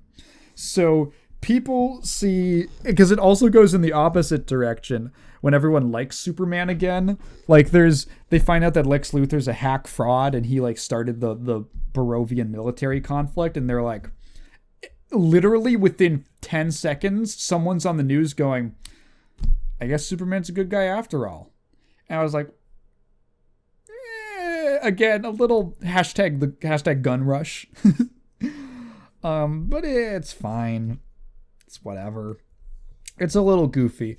It's one of those things where I can see it on an outline making sense, and then this happens. People turn against Superman, and then he gets to it in the script and he goes, oh, but what does that look like? That's a surprisingly very common thing in writing. I would know. That happened a lot. That happens to me. I was like, but what does it actually look like when I write it? James Gunn's solution is it just kind of happens. Fuck it. So Superman himself is just thrown into an absolute tizzy. He doesn't know who he is, this kind of core foundational part of himself, his purpose. Like, yes, he was raised by Ma and Pa Kent, but he was sent there in the first place by his parents who gave him this message, and obviously that would be important to him. The reason he's even alive. That has to be some kind, and he's someone who pretty clearly believes in responsibility. This hits home for him a lot. So to learn that his parents' message was in actuality some kind of perverse, sort of evil sentiment it pulls the rug out from under him, and he spends a lot of the middle portion of the movie just in a daze of not understanding who he is or why he's there or what he's doing. He's just, and this is the human part of him. He is constantly losing fights. Lex Luthor has this metahuman guy called Ultraman, which I had to look up. Yes, is a character from the comics, but I only associate the name with obviously the Japanese Ultraman. But that is a character, that is an evil Superman version from the comics. And Lex has this Ultraman who is like as strong as Superman, and he's got every single move pre-programmed, and he like feeds them in to Ultraman's ear as Lex is watching the fight. and he's just wiping the floor with Superman. He just cannot do fucking anything. Superman struggles a lot. He's clearly very strong. I think that the difference between how his strength is depicted here versus in Man of Steel or the Snyder movies is kind of interesting. He feels a little more low powered here. Obviously, he is superhumanly strong and he can fly and he's very fast and he has all the powers and stuff and the ice, the super breath and the heat vision. But he's not as insanely cracked feeling as in the Snyderverse. There's a scene where a giant monster is attacking Metropolis, and he's kind of struggling to hold the foot up, I feel like Snyder Superman would just be whoop, and just hold him up, to just pick him up. But he's struggling a little bit. There's clearly a limit to his strength. One of the other nice things about that fight scene is, speaking of Snyderverse, how much this movie feels like a direct response to Zack Snyder's depiction of Superman. Everyone remembers the scenes from Man of Steel where Superman and Zod are fucking obliterating. They're doing 9/12 on Metropolis. And that's just how the movie ends. And then Superman fucking snaps Zod's neck. It's oh, Jesus. Superman, everybody. This version of Superman could not be any more different. There's a great scene where he's fighting off this monster, and he takes so much care to make sure that no one gets hurt, including the monster. He kind of punches it. He knows about how hard he can punch it, without trying to, he's not trying to kill it.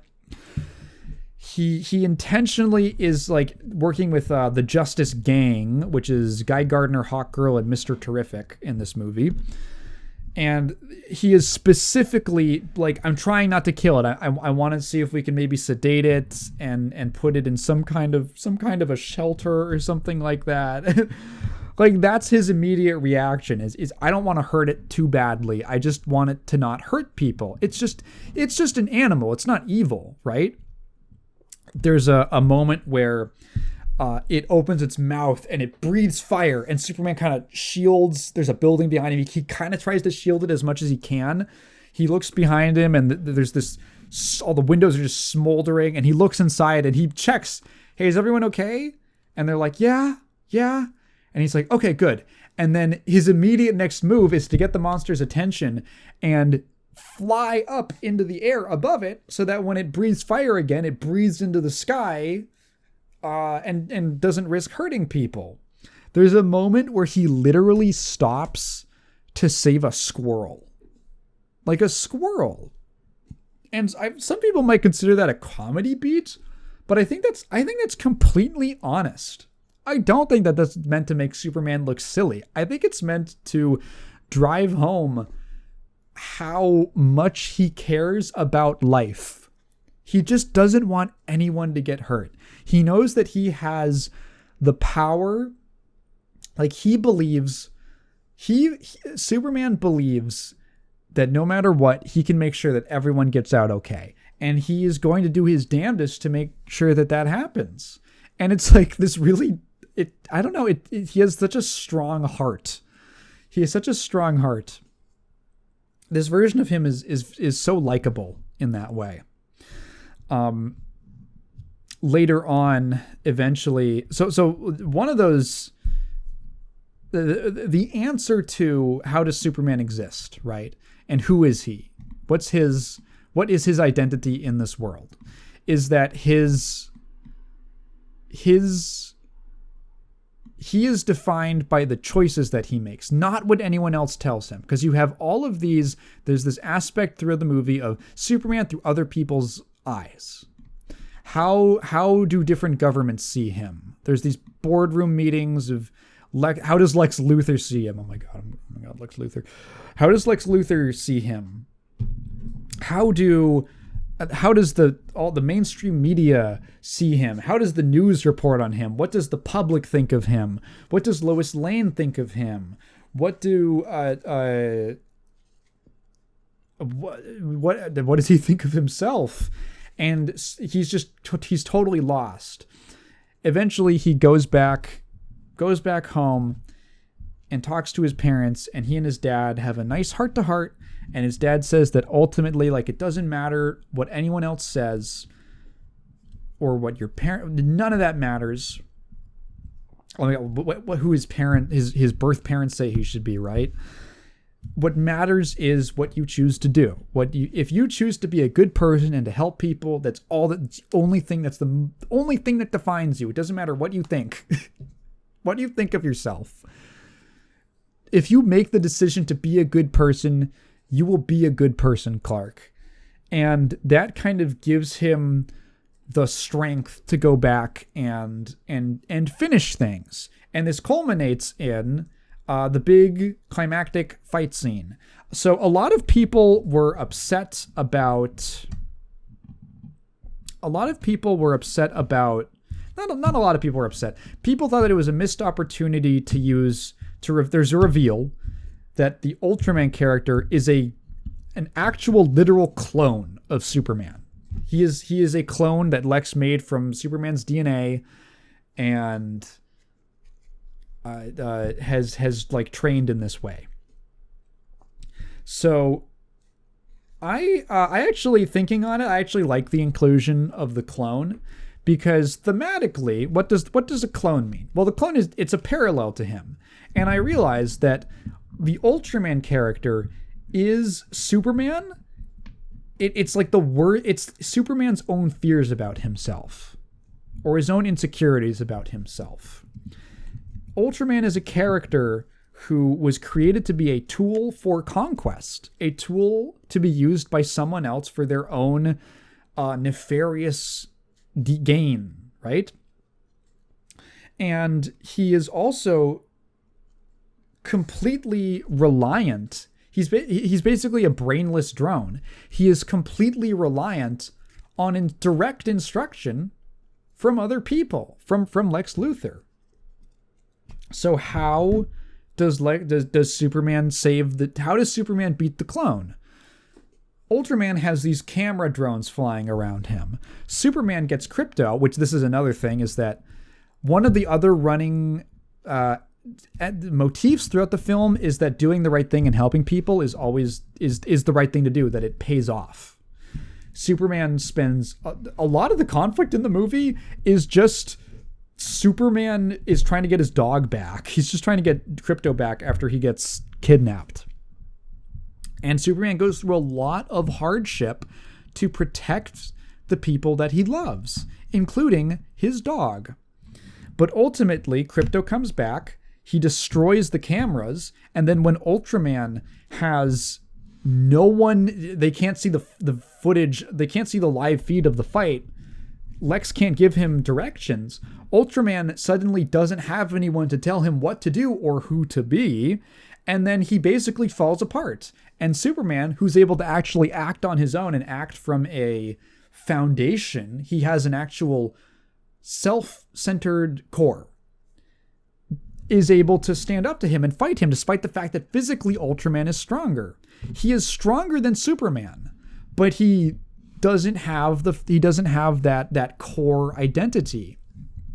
And that's why thematically that's in there. Superman defeating Ultraman is representative of him. Basically, the fact that Superman can stick to his guns, and that he has those pun not intended, and that he has those guns to stick to is what makes him, that's like, to be a little cheesy about it, one of his superpowers. It's actually his heart. It's his humanity. That's literally what he says to Lex Luthor. I want to talk about Lex Luthor. Lex Luthor in this movie is delightful. I really enjoyed Nicholas Hoult playing both characters, Superman and Lex Luthor, are meant to be kind of younger versions of themselves. Superman is maybe 30. Lex Luthor is also maybe a youngish guy. He's kind of a young face in this. And oh my God, he's a little shit. He's such a little shit, and he's such a little Mulder. He's history's #1 Mulder. He is the pettiest, most spiteful guy ever. He hates Superman. And the reason that he hates Superman is I think this is a very classic Lex Luthor thing. He's jealous. He's jealous of Superman. Maybe it might be more fair to say that he despises what he thinks Superman stands for. My understanding of Lex Luthor's character, traditionally, is that Lex Luthor hates Superman because Superman is an all-powerful, super-powered being, and he's a good guy.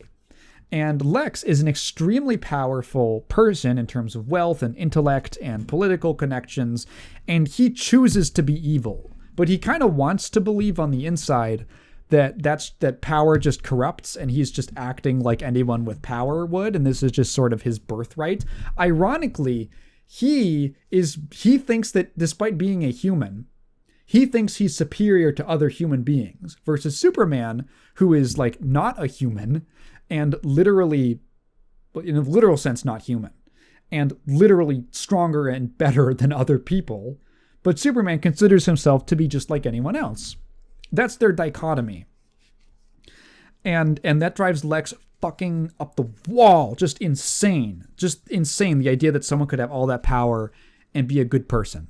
That's like one of his great like he just has to destroy him. That's the only way he can think to respond, is just to smash him.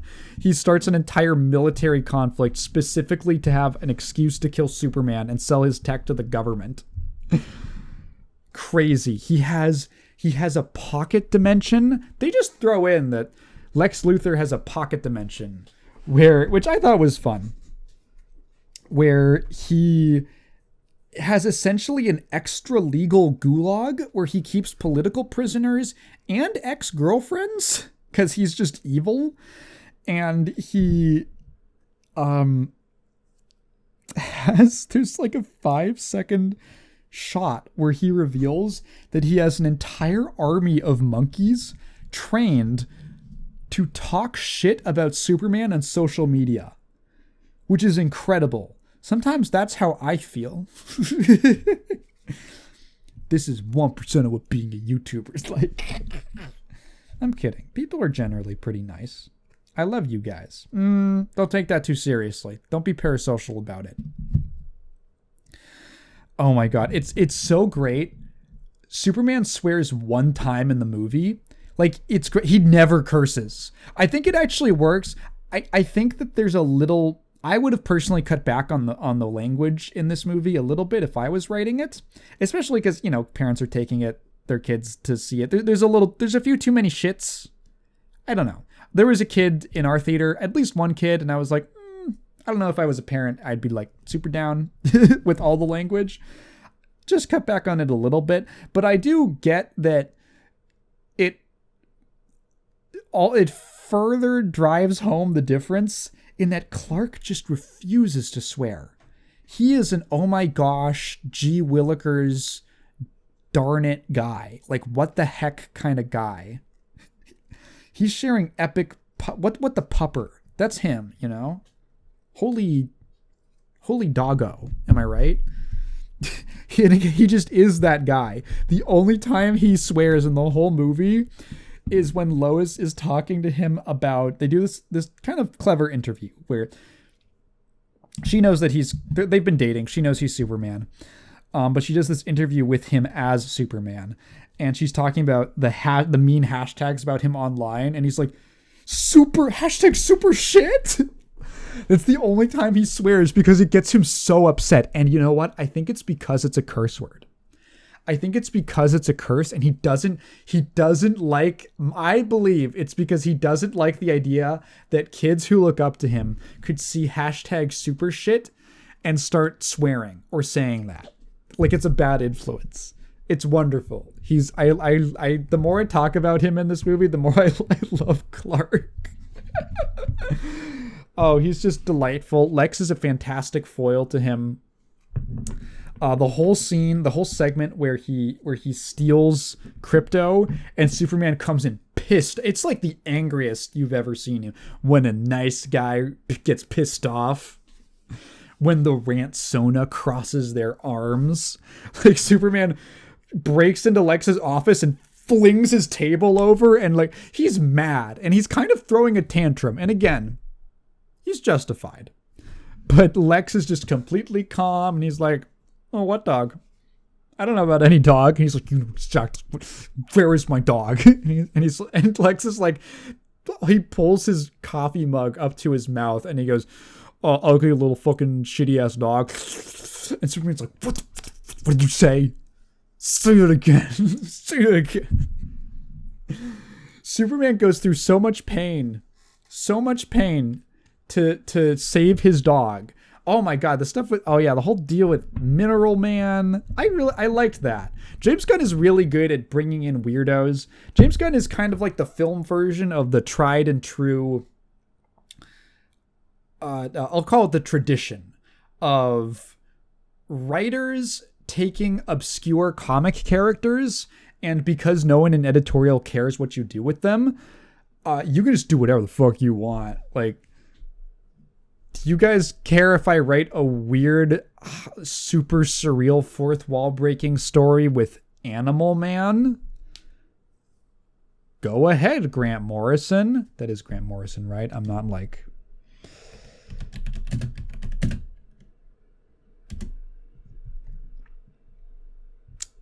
I'm not, Yes! I'm so right. Because the thing is, I always mix up Grant Morrison and Alan Moore. It's just one of those things, like, okay. Am I the only one who confuses Helen Keller and Anne Frank? I'm not the only one who does that, right? It's like Grant Moore, Alan... I'm going to move on, but right? Come on, right? Okay. Anyway, what was I saying?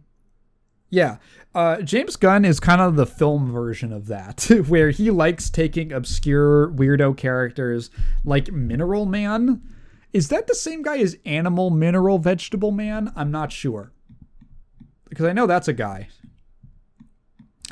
And writing him as a very touching, likable character. He's got a son, and he cares about his son.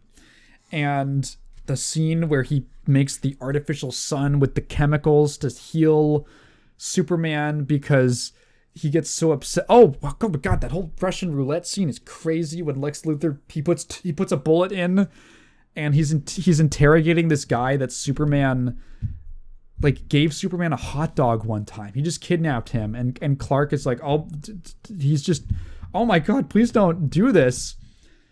And then the bullet fires on like the second shot, and Lex is surprised, and he goes like, "Oh, the second shot," which was a fun subversion. I say fun. It was a good subversion for dramatic tension, and it's so tragic, and you feel so fucking bad. And then, again, just so much hardship gone through to save his dog. But ultimately, like, what comes of that? Mineral Man helps Superman escape. They save Mineral Man's son. They break out a bunch of people, and this ultimately like leads into this cascading. He gets Crypto back, and Crypto helps him beat Ultraman, and that helps him confront Lex at the end. And it's these cascading, the buildup of making the right decision and doing the right thing keeps paying off throughout the movie. It all comes back to that, the fact that he acts selflessly. I really like the scene when it's after Crypto has been kidnapped, and Superman goes back to Lois for the last time in what could be a while. He doesn't know what's going to happen, and he tells her that he's going to turn himself in to the government so that he can figure out where Crypto is, because wherever they're going to put him is probably where Lex put Crypto. And Lois is telling him not to do it and think about, oh my god, and she's obviously thinking about him and pleading with him not to do this. And his reasoning is just, Crypto is out there and he doesn't know where I am, and he's alone and he's probably scared. And like I've owned dogs before, and like God, that's heartbreaking, you know. And at that moment, Lois, who earlier in the movie was just kind of fed up with his sort of goody two shoes, childish, you know, the Boy Scout Superman thing, right? There's this really nice moment where she just like, she just kind of sighs, but it's a nice sigh where you realize like, this is why she loves him. There's not a lot of establishment of their relationship together. But to me, I thought that little moment was all that I needed to know this is why she loves him. This is what she sees in him. That when he could be putting himself in mortal danger, but he's not even thinking about himself. He is the last thing on his own mind. It's just his beloved dog is out there and he's scared. And the thought just breaks Clark's heart so much that he has to go turn himself in for the chance, the hope of getting his dog back. And she's like, God, speed running the 5 stages of grief when she realizes she's hopelessly attracted to him. That's why she loves him. That's what she sees in him. I like the Justice Gang stuff.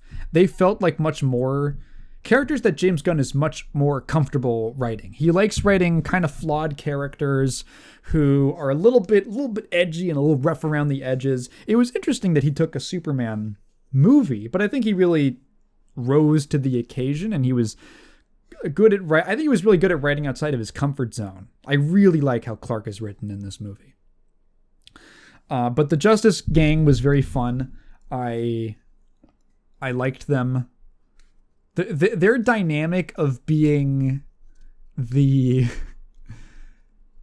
like the proto Justice League. You can totally see what's going on where it makes sense that they're contracted, but they're privately contracted, and that makes sense.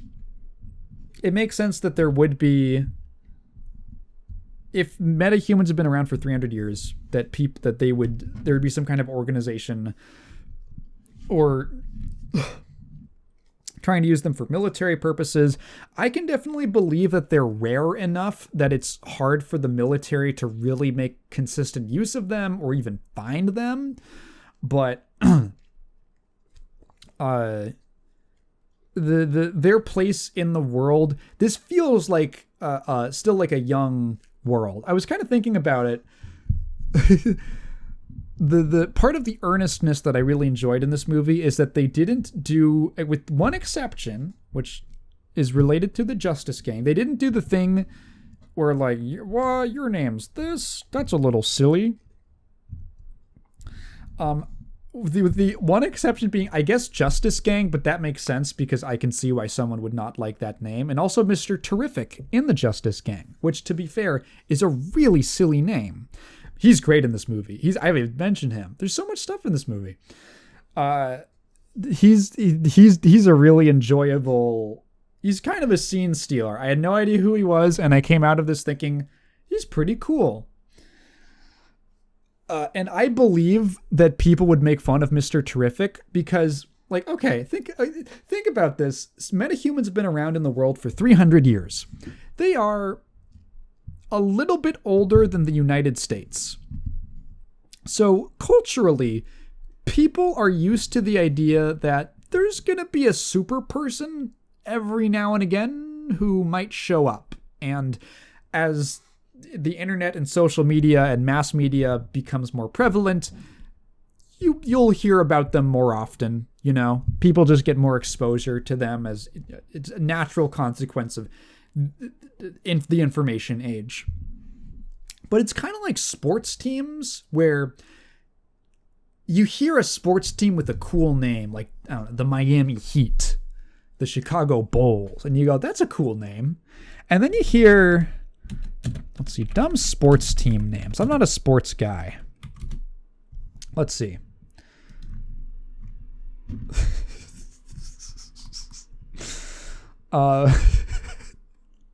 The Showboats? The Maulers? Who the fuck? The Maulers. The Browns. They're named after a guy named Brown.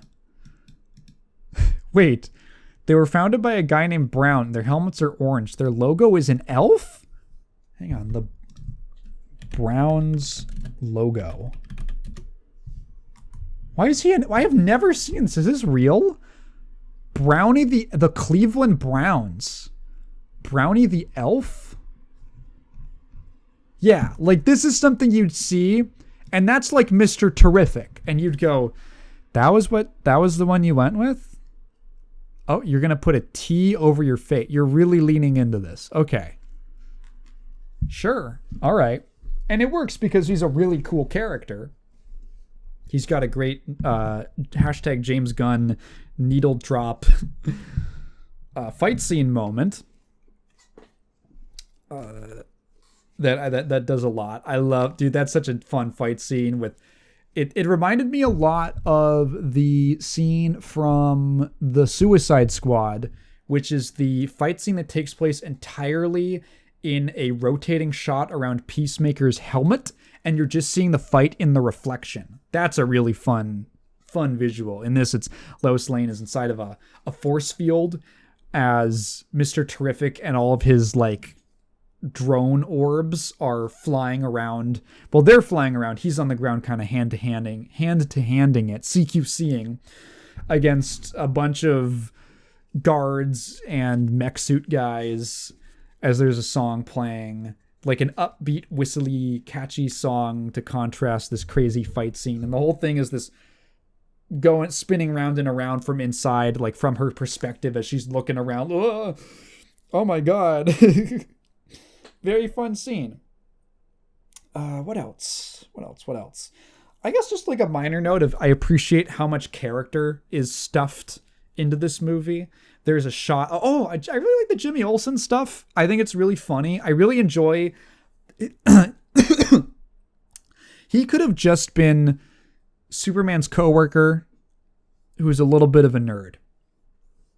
But they give him this gag that I really like, which is that he is like scared of women, but hopelessly irresistible to them. And specifically like hot women, like, like the skankier, the more they love him.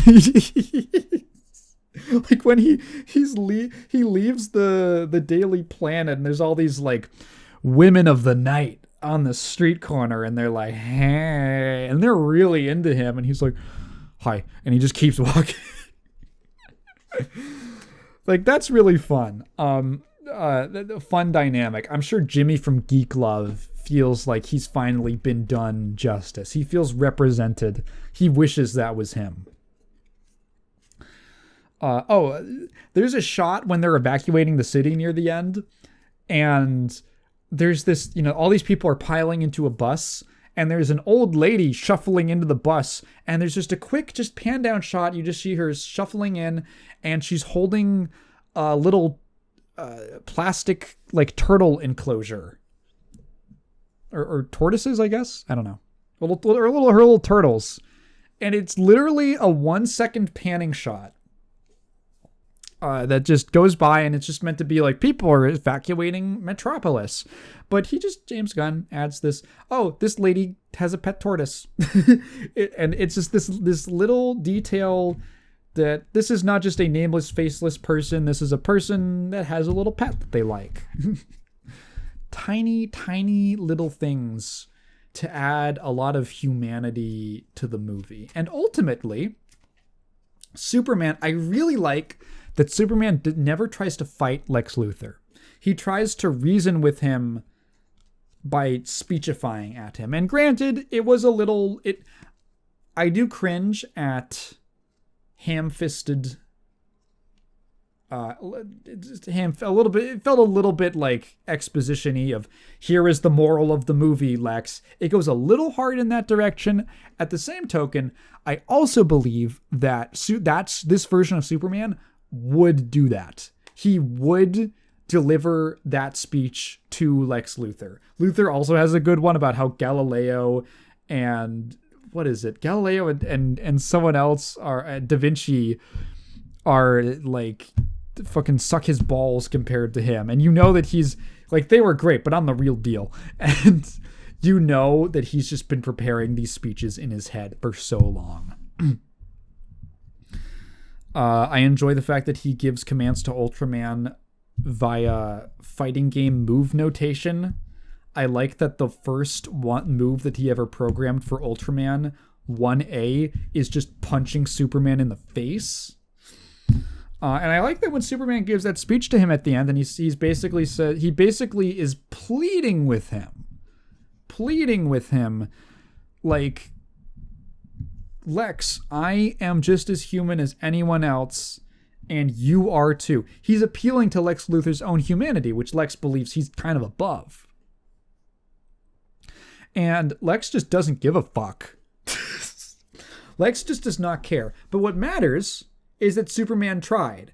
And what puts him out of commission is Krypto just jumping on him and just fucking ripping him up and spinning him around. That's really funny. That was genuinely kind of funny. And I like that there was you had the fight scene with Superman and the Engineer and Ultraman, and then the movie doesn't end on a fight scene. It ends on a dialogue scene. Superman tries to get through to Luthor. Luthor does not change. He's not like, whoa, you're actually so right. But Superman, finally, him giving that speech is also kind of coming right off of Ultraman, now putting into literal words the lesson that he's learned. I'm a human being. That's my greatest strength, is that I try to do the best that I can every day. And that's what defines me as Superman. Lex, that doesn't have to get through to Lex. It just has to be that there's a clash between them. And then everything's resolved at the end of the day, and everything's cool. And you get played out on a nice song and a sequence of Superman seeing videos of his Ma and Pa Kent instead of his Kryptonian parents. And that's a really nice scene. That was very heartwarming to end on, about like choosing what defines you. I get to choose what defines me. And taking that into my own hands. And everything's just cool. And I said, yeah, I like that a lot. I liked it walking out of the theater, and the more that I think about it, the more I like it. Which is kind of one of my litmus tests. How do I feel about it immediately? And then the more I think on it, do I like it more or less? Some things I think on and I like them less. Some things punish you for thinking about them. This one was a good one. I enjoyed this quite a bit. Granted, I am not a Superman aficionado in the sense that I haven't read a bunch of Superman. I haven't watched a bunch of Superman stuff. I have a general understanding of the character, and there are things that I like about the character. It's sort of in my head. There's a version of the character in my head. But I liked this, and I am pleasantly looking forward to the future James Gunn DC movies. I think especially when I imagine he's going to get more into his comfort zone and start, hopefully, writing his more oddball, out there characters, and maybe hand off these movies towards, I don't know, maybe other directors would be fun. I think they wanted him to do this movie because he is helming this new venture of theirs, but pretty successful start. And I think a very nice complement / contrast to the Marvel movies. If the DC movies kind of follow, I like how I like his strategy that he's been talking about or his mindset of, yeah, we can just be kind of loose and casual, and they're making like a Clayface movie before a fucking Batman movie. And he's cool with the Robert Pattinson Batman movies coming out. And it's not like, oh, we have to brand synergy everything. It's just, no, people can accept that there's just Batman movies coming out, and there's a Superman movie coming out. And there might be a different take on Batman sometime soon. And it's like, comic readers got used to that, hey, there's just going to be a Batman graphic novel that comes out.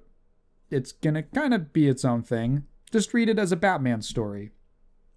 Audiences are a lot more comfortable with that now. And we can do that. We can have a cool, fun variety of takes. Hopefully also a lot of visual variety. because one of the things Marvel movies have been criticized for is that they are intentionally shot and directed in very similar ways. Sometimes you do get like a James Gunn Guardians of the Galaxy where he has more of a more obvious visual flair and a more obvious dialogue style. He did also with the music that was very influential at the time. But generally Marvel movies are kind of meant to visually match each other for cohesion, and that has its ups and downs. But I kind of like the DC. To me, is a company that has these classic marquee characters and then just a bunch of fucking weirdos, just a bunch of oddballs. And I think that would be kind of a fun identity for a film franchise to have.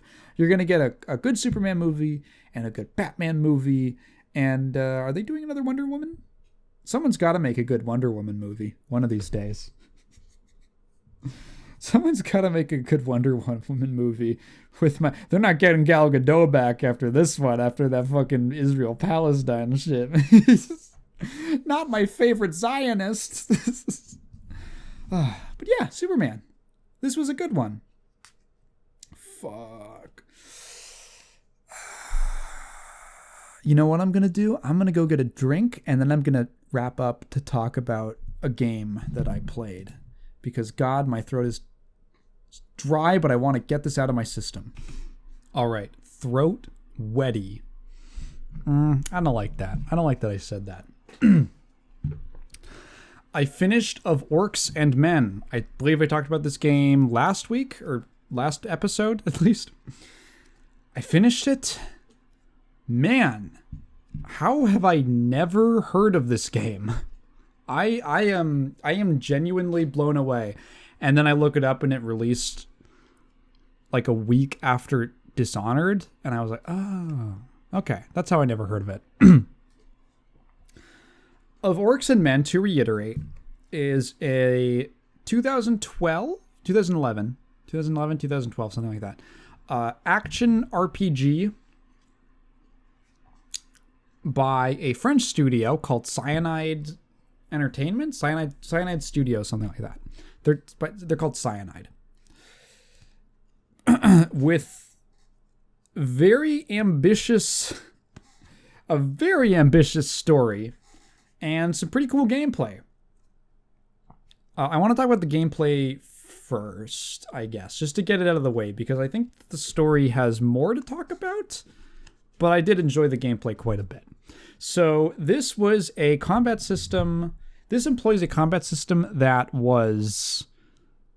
they first did or technically released first with they did a Game of Thrones game. And then this kind of feels like the game that they really wanted to make with this system. It is a real-time with slowdown. It's not quite pause. If you've played the Final Fantasy VII remakes, it's very similar to that. So during combat, you have these two characters who you can swap between at any time with radically different attributes and movesets. And you can slow down time to like a complete crawl. It's extremely, extremely slow. And instead of actively doing action, mashing on the button, and then they do the swings with the button as you press the buttons, you queue up skills for them to do on certain enemies, like targeting certain enemies. The two main characters are Arkai, who is the big orc guy, and Styx, who is the little goblin man. Arkai and each of them has two different kind of builds, a red one and a blue one. Arkai's red is his offensive stance. It leans more into his berserker rage. He has a berserk meter that fills up, and when it fills up, he loses control and just starts hitting everything. He gains a little bit of health and he starts hitting everything, including Styx. Like, Styx has got to run because Arkai cannot stop himself. And all of the offense stance moves build a lot more rage, but they have the most powerful offensive stuff, like the highest damage, the most they've got AoE attacks in there, charge attacks and stuff like that. His defensive stance, the blue The blue route is the more defensive stuff. That's with your taunts. You've got a taunt in there. You've got a stun punch. You've got stuff like a quick series of slaps to interrupt the enemy. While you're in defensive stance, you have a higher likelihood of countering enemy blows. You also have a lot more rage reduction per second. It falls off at a faster rate. Whereas offense, I think you generally do more damage. And then Sticks has a melee side, which is focused on a lot of like close range attacks and debuffs and stuff. And then his ranged stance, which is slightly lower DPS, but for the advantage of being safer. And you can mix and match these. There's a whole leveling system. You gain levels. You can put points into attributes. And you get skill points each time you level up. Both characters level up essentially at the same time because they're together basically the whole game. So you're kind of building them out as you go. And there are many approaches that you could take to building both characters that work in different ways. And I was reading online with people saying like, this is how you get through the game. And I built my team in a completely different way. I eventually came up with a really fun strategy, or at least one that worked for me that I like doing a lot, where I went red on both characters, which is funny because you'll look up. I've looked up people talking about the combat, and someone literally was like, "Do the exact opposite." That's the only way to get through the game. Instead, what I did was I basically had Arkai just be the berserker brute, and he would rush in. He would toss Sticks into the fight and then rush in, do the taunt. That's the only defensive move that I really made the most use out of. I used the stun punch a little bit, but I mainly just ran in, did the taunt, did a couple AoE swings, and then just kind of focused down on whoever was like the most dangerous enemy. And then while that was happening, I would queue up for Sticks to do an armor piercing attack that would lower the enemy's armor, have them get stunned, and then apply a damage over time. And then just kind of work my way around having both of them focus on a single target, but having Arkai tank most of the hits. And it turns out that if you just dump a bunch of health points into Arkai, and a couple damage ones on the side, it just kind of works out. And it was very fun. I saw someone online ranting about this game, about how Sticks is completely useless in combat. And I just have to think that you're bad at the game, because Sticks is incredibly useful. He's got damage over time. He can reduce an enemy's armor by like, you can take it from like 6 to 15 repeatedly over and over again for every single enemy around you. He has a super high damage move that you can upgrade to stun or have a high likelihood of stunning. He has an AoE stun like grenade that he can throw. He can cast he can inflict bleed and destability on an enemy from ranged or melee, and destabilizing is like a debuff that lowers their stability stat, which is how likely you are to reflect or counter an attack. He's really good in combat. You just have to have Arkai taunt and just soak up all the aggro.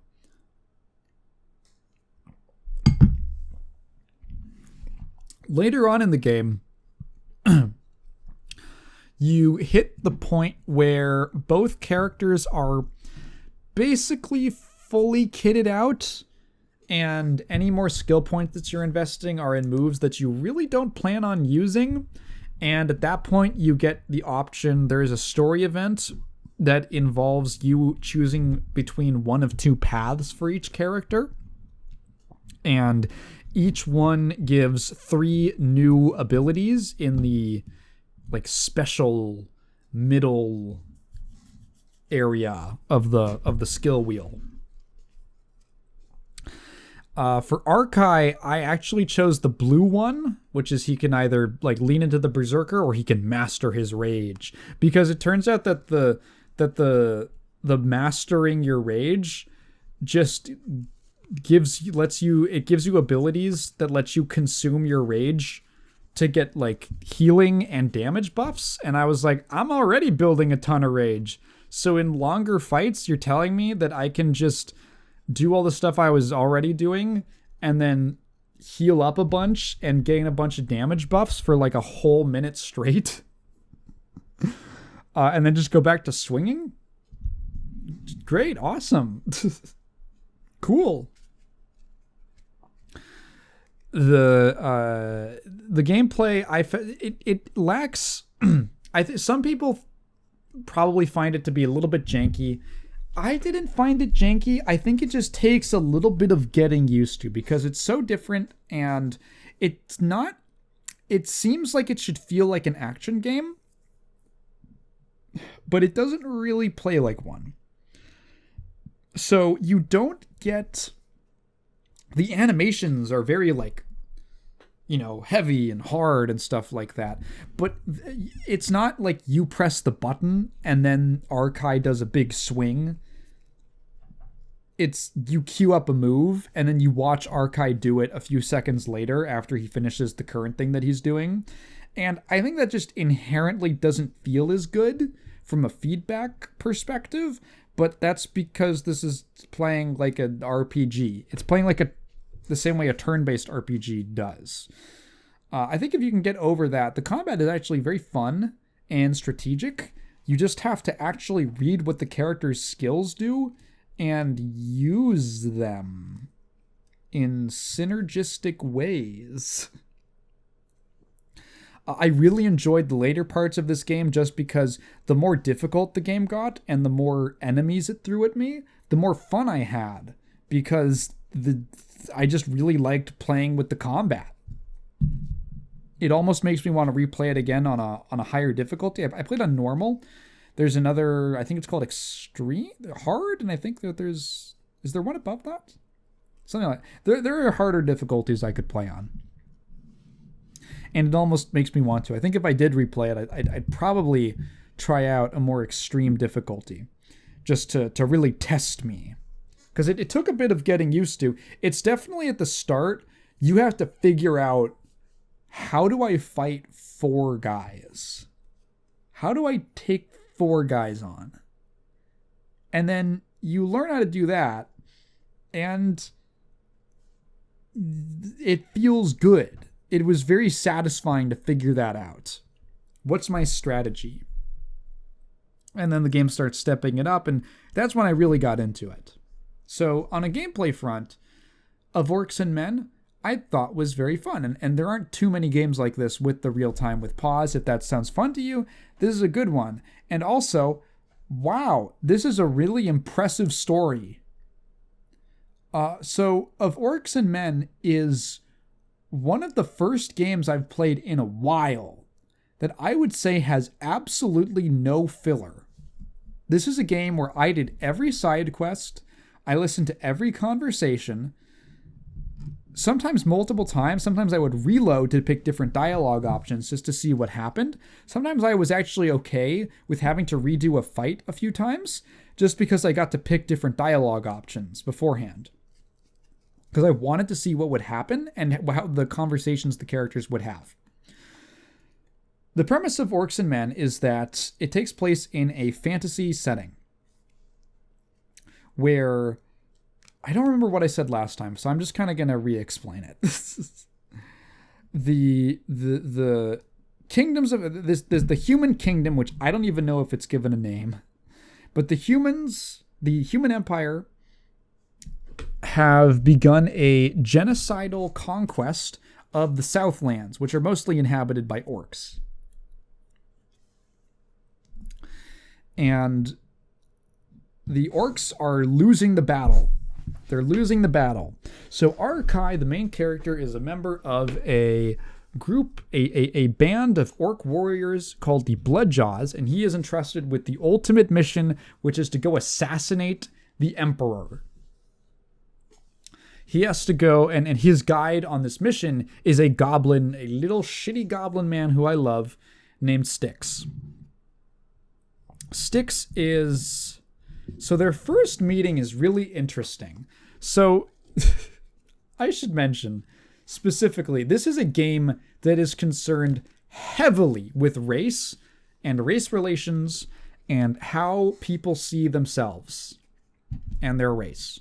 It's a very, very heavy theme of this game. And there's a conversation very early on. I don't remember if I... Forgive me if I'm repeating myself from last episode. There's a conversation early on that's really interesting where Arkai's reaction to Styx is to basically tell him, be like, what the fuck, a Rakash? Which you learn via loading screen tips is, well, okay, so you learn that it means rat. He says, like, what, a rat? And you learned from loading screen tips that there is no... It can't be translated because there is no equivalently derogatory term in human languages. And Styx is like, hey man, like, don't say that. I don't like that.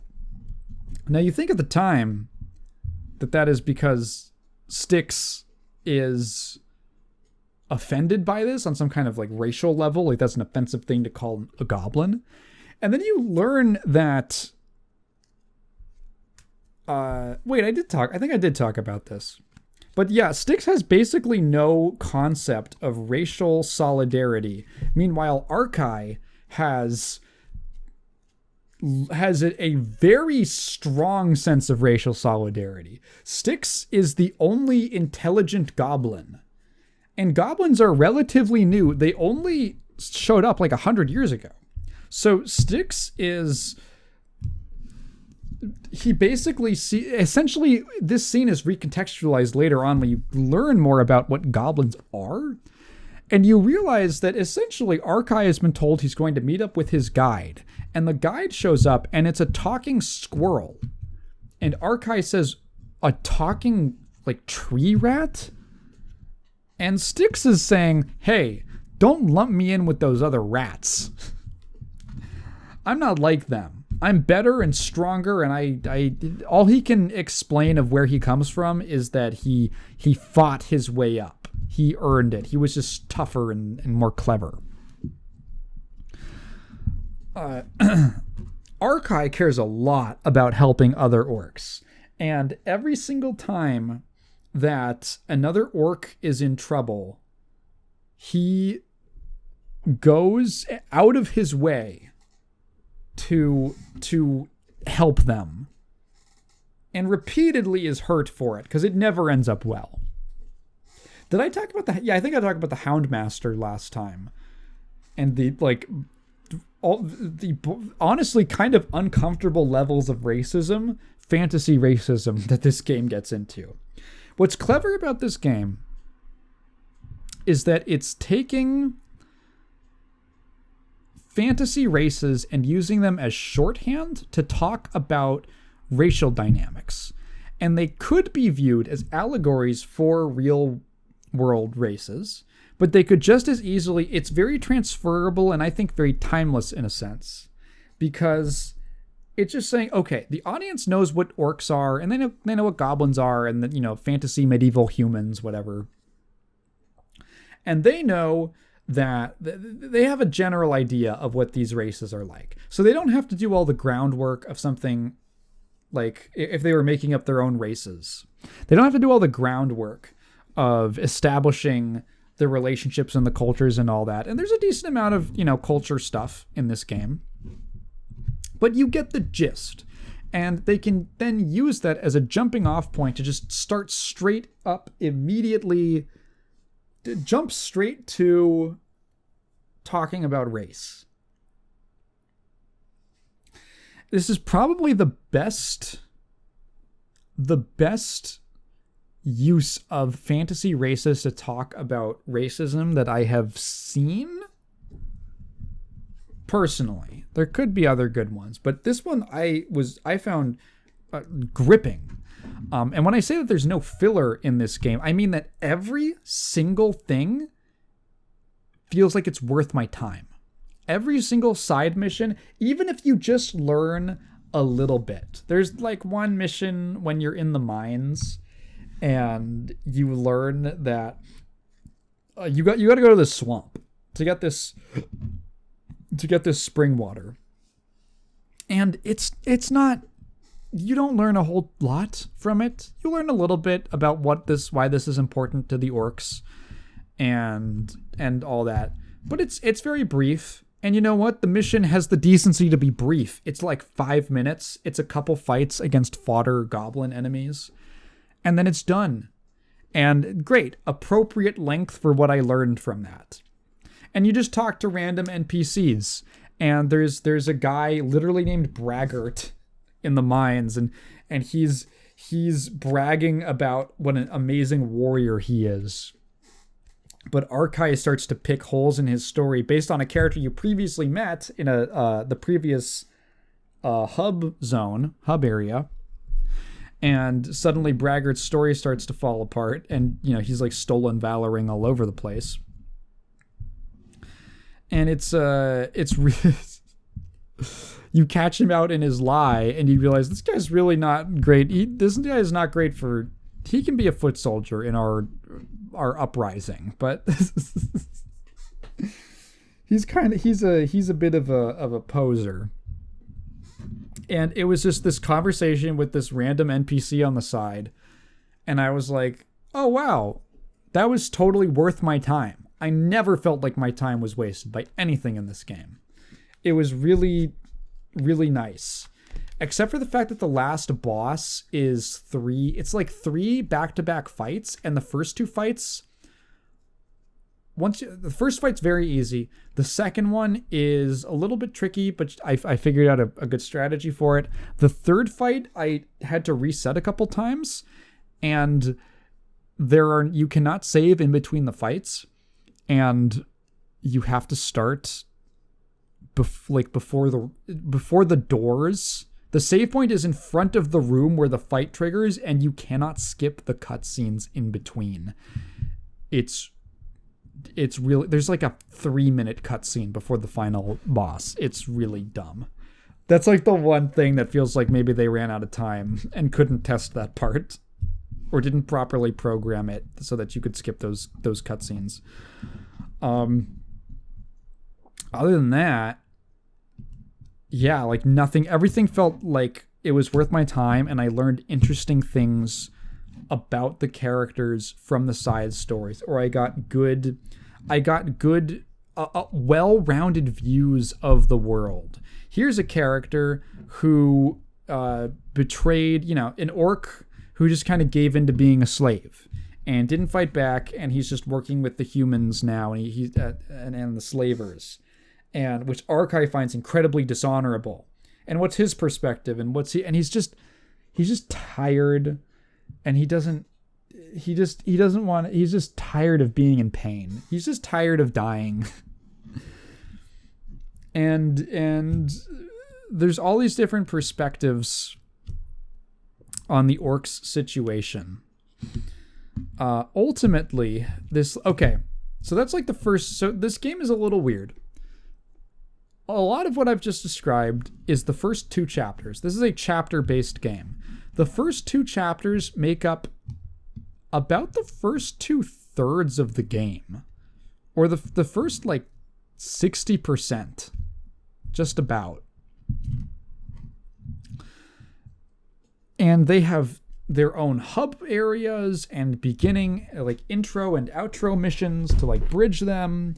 And there's tons of side quests in these hub zones, and it feels very fleshed out. And then you get to the end of chapter 2, at the end of this whole prison storyline, where you're trying to break this mage out of prison because the Inquisition doesn't like mages. They are kind of another... they're popular with regular citizens, but the Inquisition doesn't like them because they are unsanctioned practitioners of magic. They're unlicensed magic users. So you go to rescue this mage who is being kept at the bottom of the prison, and it turns out that her body is fine, even though she's been through some undisclosed torture. Her body is fine and she'll recover physically, but mentally her consciousness has been suppressed. So you have to take her to the mage temple to get her back. They're the only people who can do it. So you go to the mage temple, and it feels like this should be a hub area with some side quests and a blacksmith or something like that, and other stuff to do. And it's just a cutscene. It just cuts, hard cuts to the characters walking in, and it just says it's been a few days. And they're walking in, and they hand over Arkents, the mage. Arkents and Arkai. I don't know why they made their names so similar. They hand over the mage Arkents, and there's a human soldier who leaves the room, and Styx is very put off by that, and the mage guy is like, "Don't worry, that guy's my friend. That guy's my friend." And then Styx is like, "What do you know, white skin?" And I went, "Whoa!" Based alert.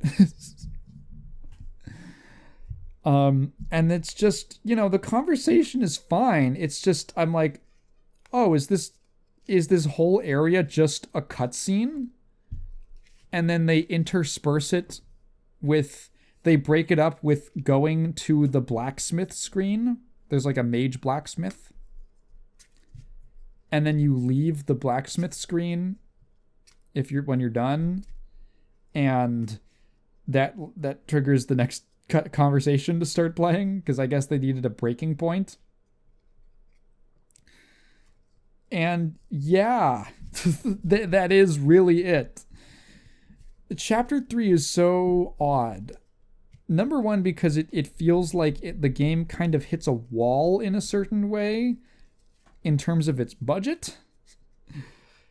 And like maybe it felt like they didn't have the time to put all that, the amount of care that they had into the first 2 chapters. And they sort of had to go with the bare essentials.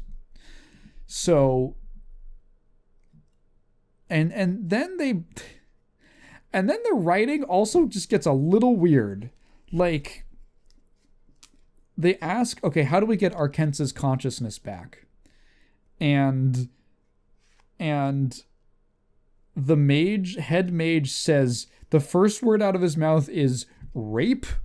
And I went, in my room, what? And then they describe, quote unquote, psychic rape, which is oh my God, it's to go into her mind and force her out, to force her consciousness back out. And he describes how she will be resisting you and putting up all defenses to stop you. And I'm like, why are we invoking like rape imagery right now? Like, you better, at the very least, you better deliver. And what's super weird is that that's not even what it's like. Arkents doesn't really fight back or struggle. She immediately knows that you two are there in her mind to help her and that you have good intentions. And most of that section is going through Styx and Arkai's dreams and getting some backstory on them. This is when you get the option to follow the 2 different paths. And that stuff is... Okay. Arkai's is good. Arkai's dream is about how he earned the nickname the Butcher of Bay Harbor. I believe that's what it is.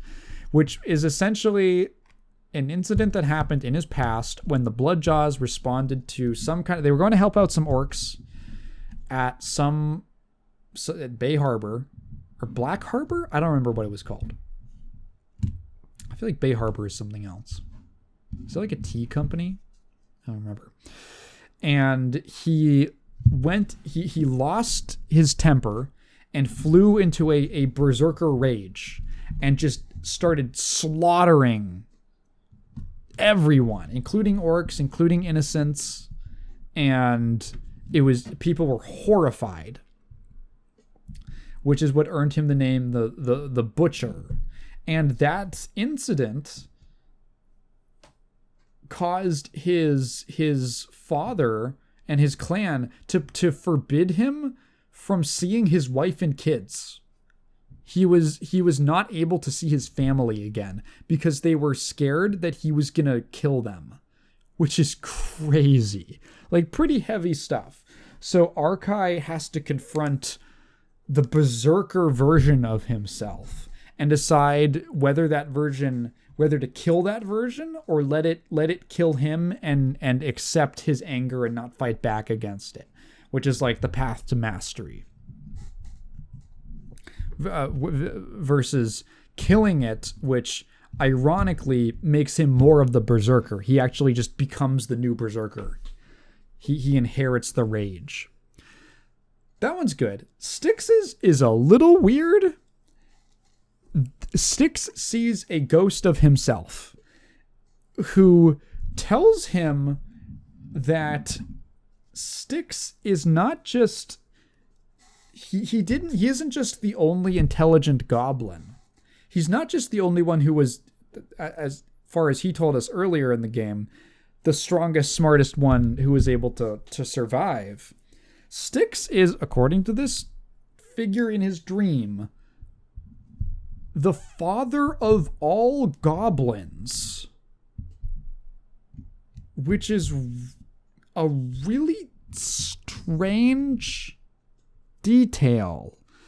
And granted, and Styx denies this. Styx denies it, and there is an implication that maybe the Spectre is lying, but also it's weird to put that in the game if it's not.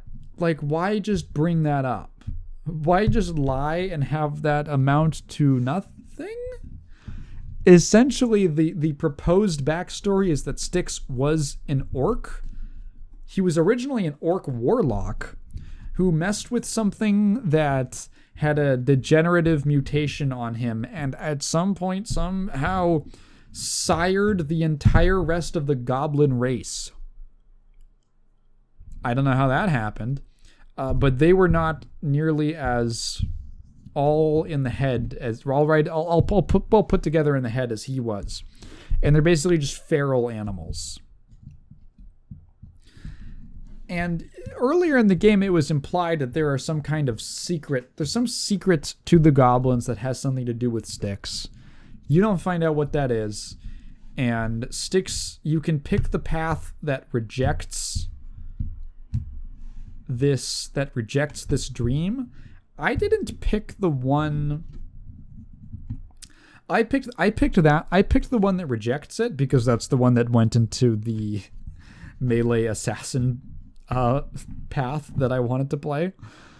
But yeah, personally, I get what they were doing with that choice, but I kind of wish, honestly, that they would just... Developers would just not tie in certain gameplay decisions to story decisions. I get why it's done, but I feel like it kind of crosses wires between there's a way that I want the character to act, and there's a way that I want the character to play. And I just don't like making concessions like that. I just don't like making compromises like that because honestly, it's not that big of a deal to me.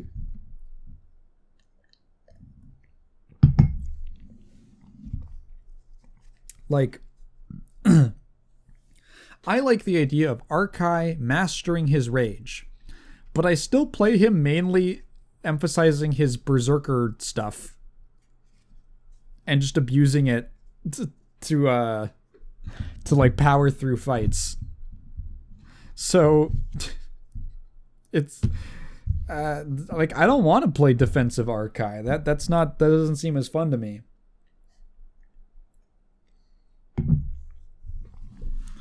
So yeah, it's kind of weird. And then finally, when you get to Arkensa's dream, or nightmare more like, which is her in her cell, which you never find out what the torture was, but you do get like, and again, like, she doesn't even put up that much of a fight. Arkai just kind of pushes her into the cell and is like, well, let's get this over with. She's got to get in there and face whatever happened. And no, it is really not like a sexual assault. I don't know why they keep mentioning it. It's really weird. Why did you do that? It almost makes me wonder if it was some kind of lost in translation thing from French to English, and it just came out weird, but I have no idea.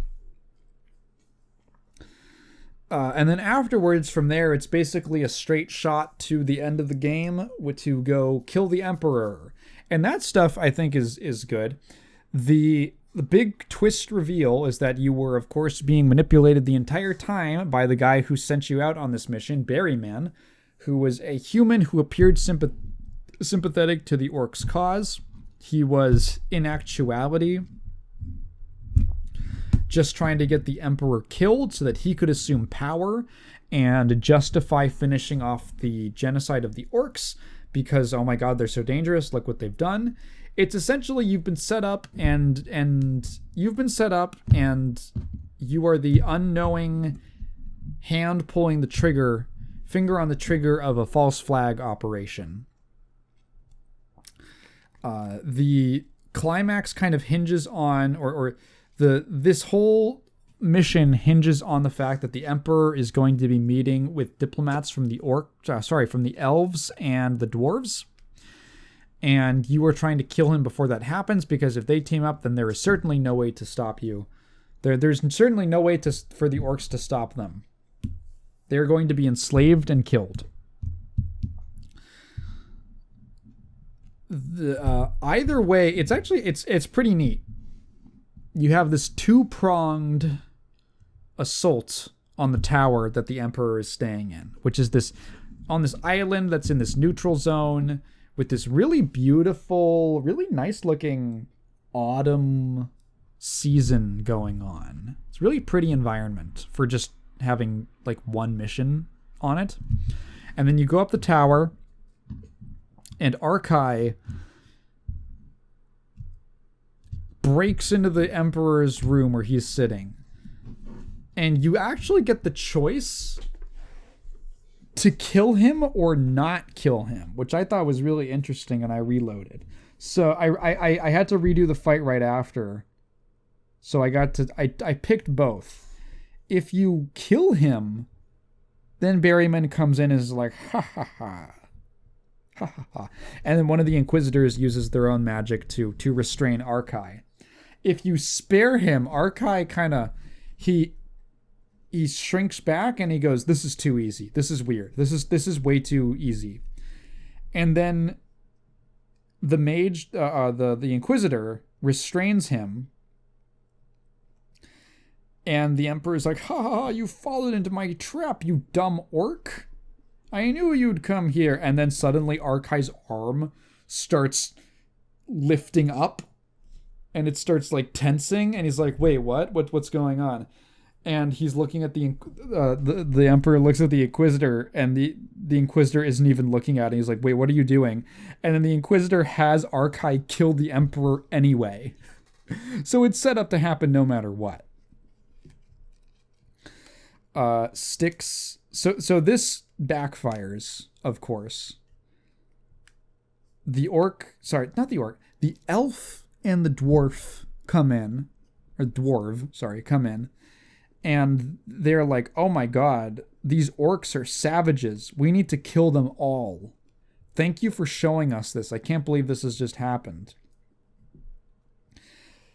So then you go back and you decide that with the orcs who rose up in the miners' rebellion that you started, and the mages who are now also... So this was all in one fell swoop. It wasn't just to take power and secure the alliances with the other races and do all that other stuff. One of the other objectives was to implicate the Mages Guild in the Emperor's assassination by having Arkense help Arkai and Styx, therefore giving Berryman a reason, a pretext to destroy and imprison the Mages Guild. So the mages who have survived the attack on their temple decide that they're going to band together with the orcs. So you kind of have this aspect of these two different oppressed people coming together to, at the very least, get some sweet revenge on Berryman. And the thing is, they kind of know that this isn't going to change anything. There's this aspect of, and they do. You kill Berryman easily. Arkai just tosses him off a giant wall. It's great. You fight the head Inquisitor who's mad at you because you burned his students alive earlier in the game. You can actually... He's the final fight. I learned that you can actually just rush him down super easily. And just keep stunning him. And you can just stun lock him and kill him. And the end of the game is... Yeah, things are getting bad. And... it's just the wrap up is there really was no way out of this. The Empire was a massive power that was bent on destroying the orc civilization, and the orcs were losing the war. Killing one guy wasn't going to do anything. You killed the Emperor. Berryman was right behind him. They killed Berryman. There's another guy right behind him. And I bet if you kill that guy, there's another guy right behind him too. Ultimately, they're just kind of fucked. It's this kind of dour ending, but I like that it felt kind of realistic. I guess the core theme of the story is... I'm thinking about it. Actually. I'm still thinking about it. The story is about oppressed people trying in vain to stop their oppressors. And ultimately, they cannot overcome the power of bigotry. They are well past the point where anyone who sees them, no humans want to, besides the mages who are in the same boat as the orcs now, interestingly, they do not want... The humans basically are like, kill greenskins on sight. And if they kill it doesn't matter what they do. It just kind of sucks. It just kind of sucks. And you just think about it for a while and you're like, damn, that's my thoughts. Damn. I do wonder if there was perhaps more to the story that could not be included, because it really does feel like the game is not entirely finished. It gets to the end. And I think that the ending feels realistic for the circumstances that they set up. I think if you can take anything from it, it's kind of a cautionary tale that things should not get this bad in the first place. How many genocides have actually been stopped by the oppressed people? I don't know if there's a single one in history. There are probably examples. It's usually, it had to be stopped by those people before it got to that point.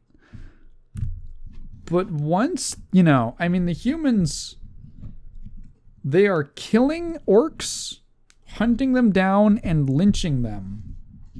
And the ones that give in, that surrender, are taken to a prison camp to build their border wall. It's pretty dark. And they couldn't stop it beforehand.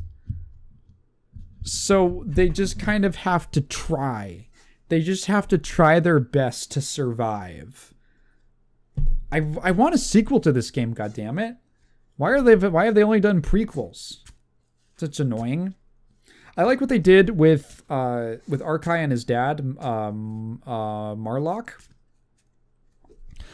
Arkai sees his father as basically a race traitor because he turned the rest of their tribe in. And in exchange for, I guess their lives to prevent a massacre, Arkai is an emotional character, and he sees that as weakness and dishonor. And yeah, he sees his dad as like a race traitor. He sold them out. They have I was expecting there to be a more dramatic confrontation between them, but it turns out that Marlock was a member of the resistance inside of the mine, which I don't know if I almost wish that they had been more. What it does for the story is that it forces Arkai into an uncomfortable position where his dad is not entirely the piece of shit that he thought he was. And it's necessary for him to work with him. He's still kind of hoping that his dad dies in combat to at least bring a little bit of honor to him. But he's not, he has to accept that things are a little more complicated.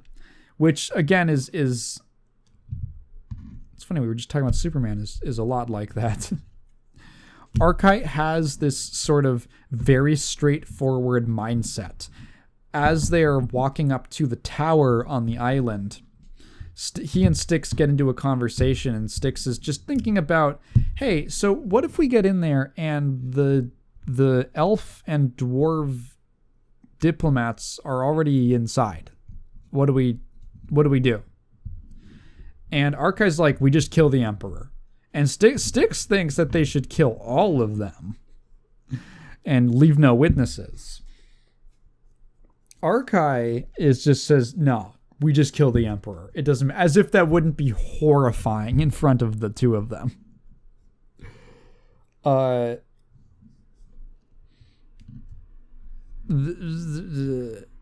Yeah, it's this very black and white view of the world, but his dad being there and kind of still, and his dad still like he doesn't want to give up on his son, and he believes in his son and he's proud of him, and this is kind of uncomfortable for Arkai to accept.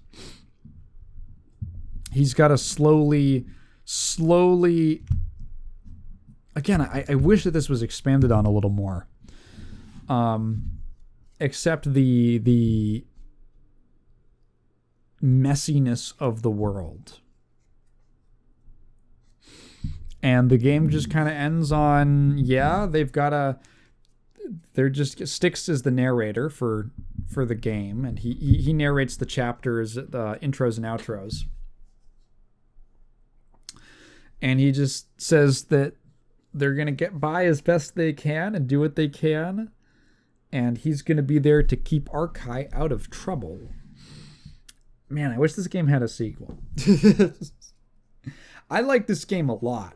When this game is interesting, it is really interesting.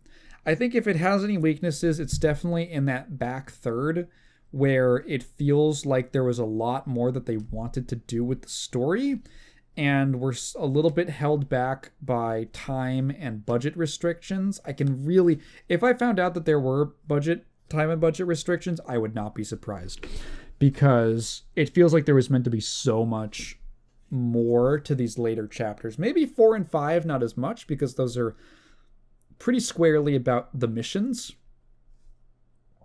4 is to go kill the Emperor, 5 is to go kill Berryman back in his own tower. And there's these very, like, the transitions between chapter 1 and 2 are really, and even like later in chapter 1, there's this whole sequence where you're going through you get betrayed, and then you go through the catacombs, then you fall down into like the really deep pits of the catacombs, the bowels of the earth. And it's this whole long sequence, and then you come back out, and then at the end of the first chapter, there's this, and to lead into the second chapter, there's the end of the first chapter, like you finally make your way out, and then Arkai is fake out betrayed by Styx, and then you get this whole cool sequence at the start of the prison where Arkai has to run through this like combat challenge, and Styx helps him and hops in and kills some guards and stuff, and then he's gonna help break him out. And that's before you get into that's all before you get dropped into the hub area. And I was really, and then from chapters 2 to 3, it's like they walked for a few days, and then 3 to 4 is they rode in a boat for a while, and then 4 to 5 is suddenly they're back in, I think it's the mines. I don't know where it's supposed to be. Just orcs hanging out in a dark location with around a fire. Okay. Okay, all right. And the end cutscene is kind of just a couple still images with narration, and you go, okay, they got it across the finish line, but it just feels like I can't imagine that this was all they wanted to do. I wish that this game had a sequel or something to expand on what happens afterwards, because I'm really interested. I like these characters a lot. I think the world is very interesting, and the stories that they tell in the world are very interesting. Again, it's not the most original creative fantasy setting, but I really like everything that's set up in it and the story that's already been told, and I want to see where that story goes. But alas, I just have the Styx games, which are prequels, which, hey, maybe I'll actually learn about Styx's past or something, or where does he actually come from? Who knows? Maybe I'll get to that next. Arkai is the orc MLK. If there's a sequel, he needs to say, I have a green. That's all I have to say. And with that, I'm going to wrap it up. If you've been listening this far, thank you so much for listening to me ramble. 3 hours. It's okay. I haven't done a podcast in a minute. If you have a question, feel free to leave it down in the comments below, but please phrase it in the form of a question, because I'm not just going to read your thoughts out loud. Check out the newest video on the Duke Nukem spin-off games. Check out my Patreon and my Ko-fi if you want to support me with money. I'm getting to work on the next video very soon. Probably tomorrow. And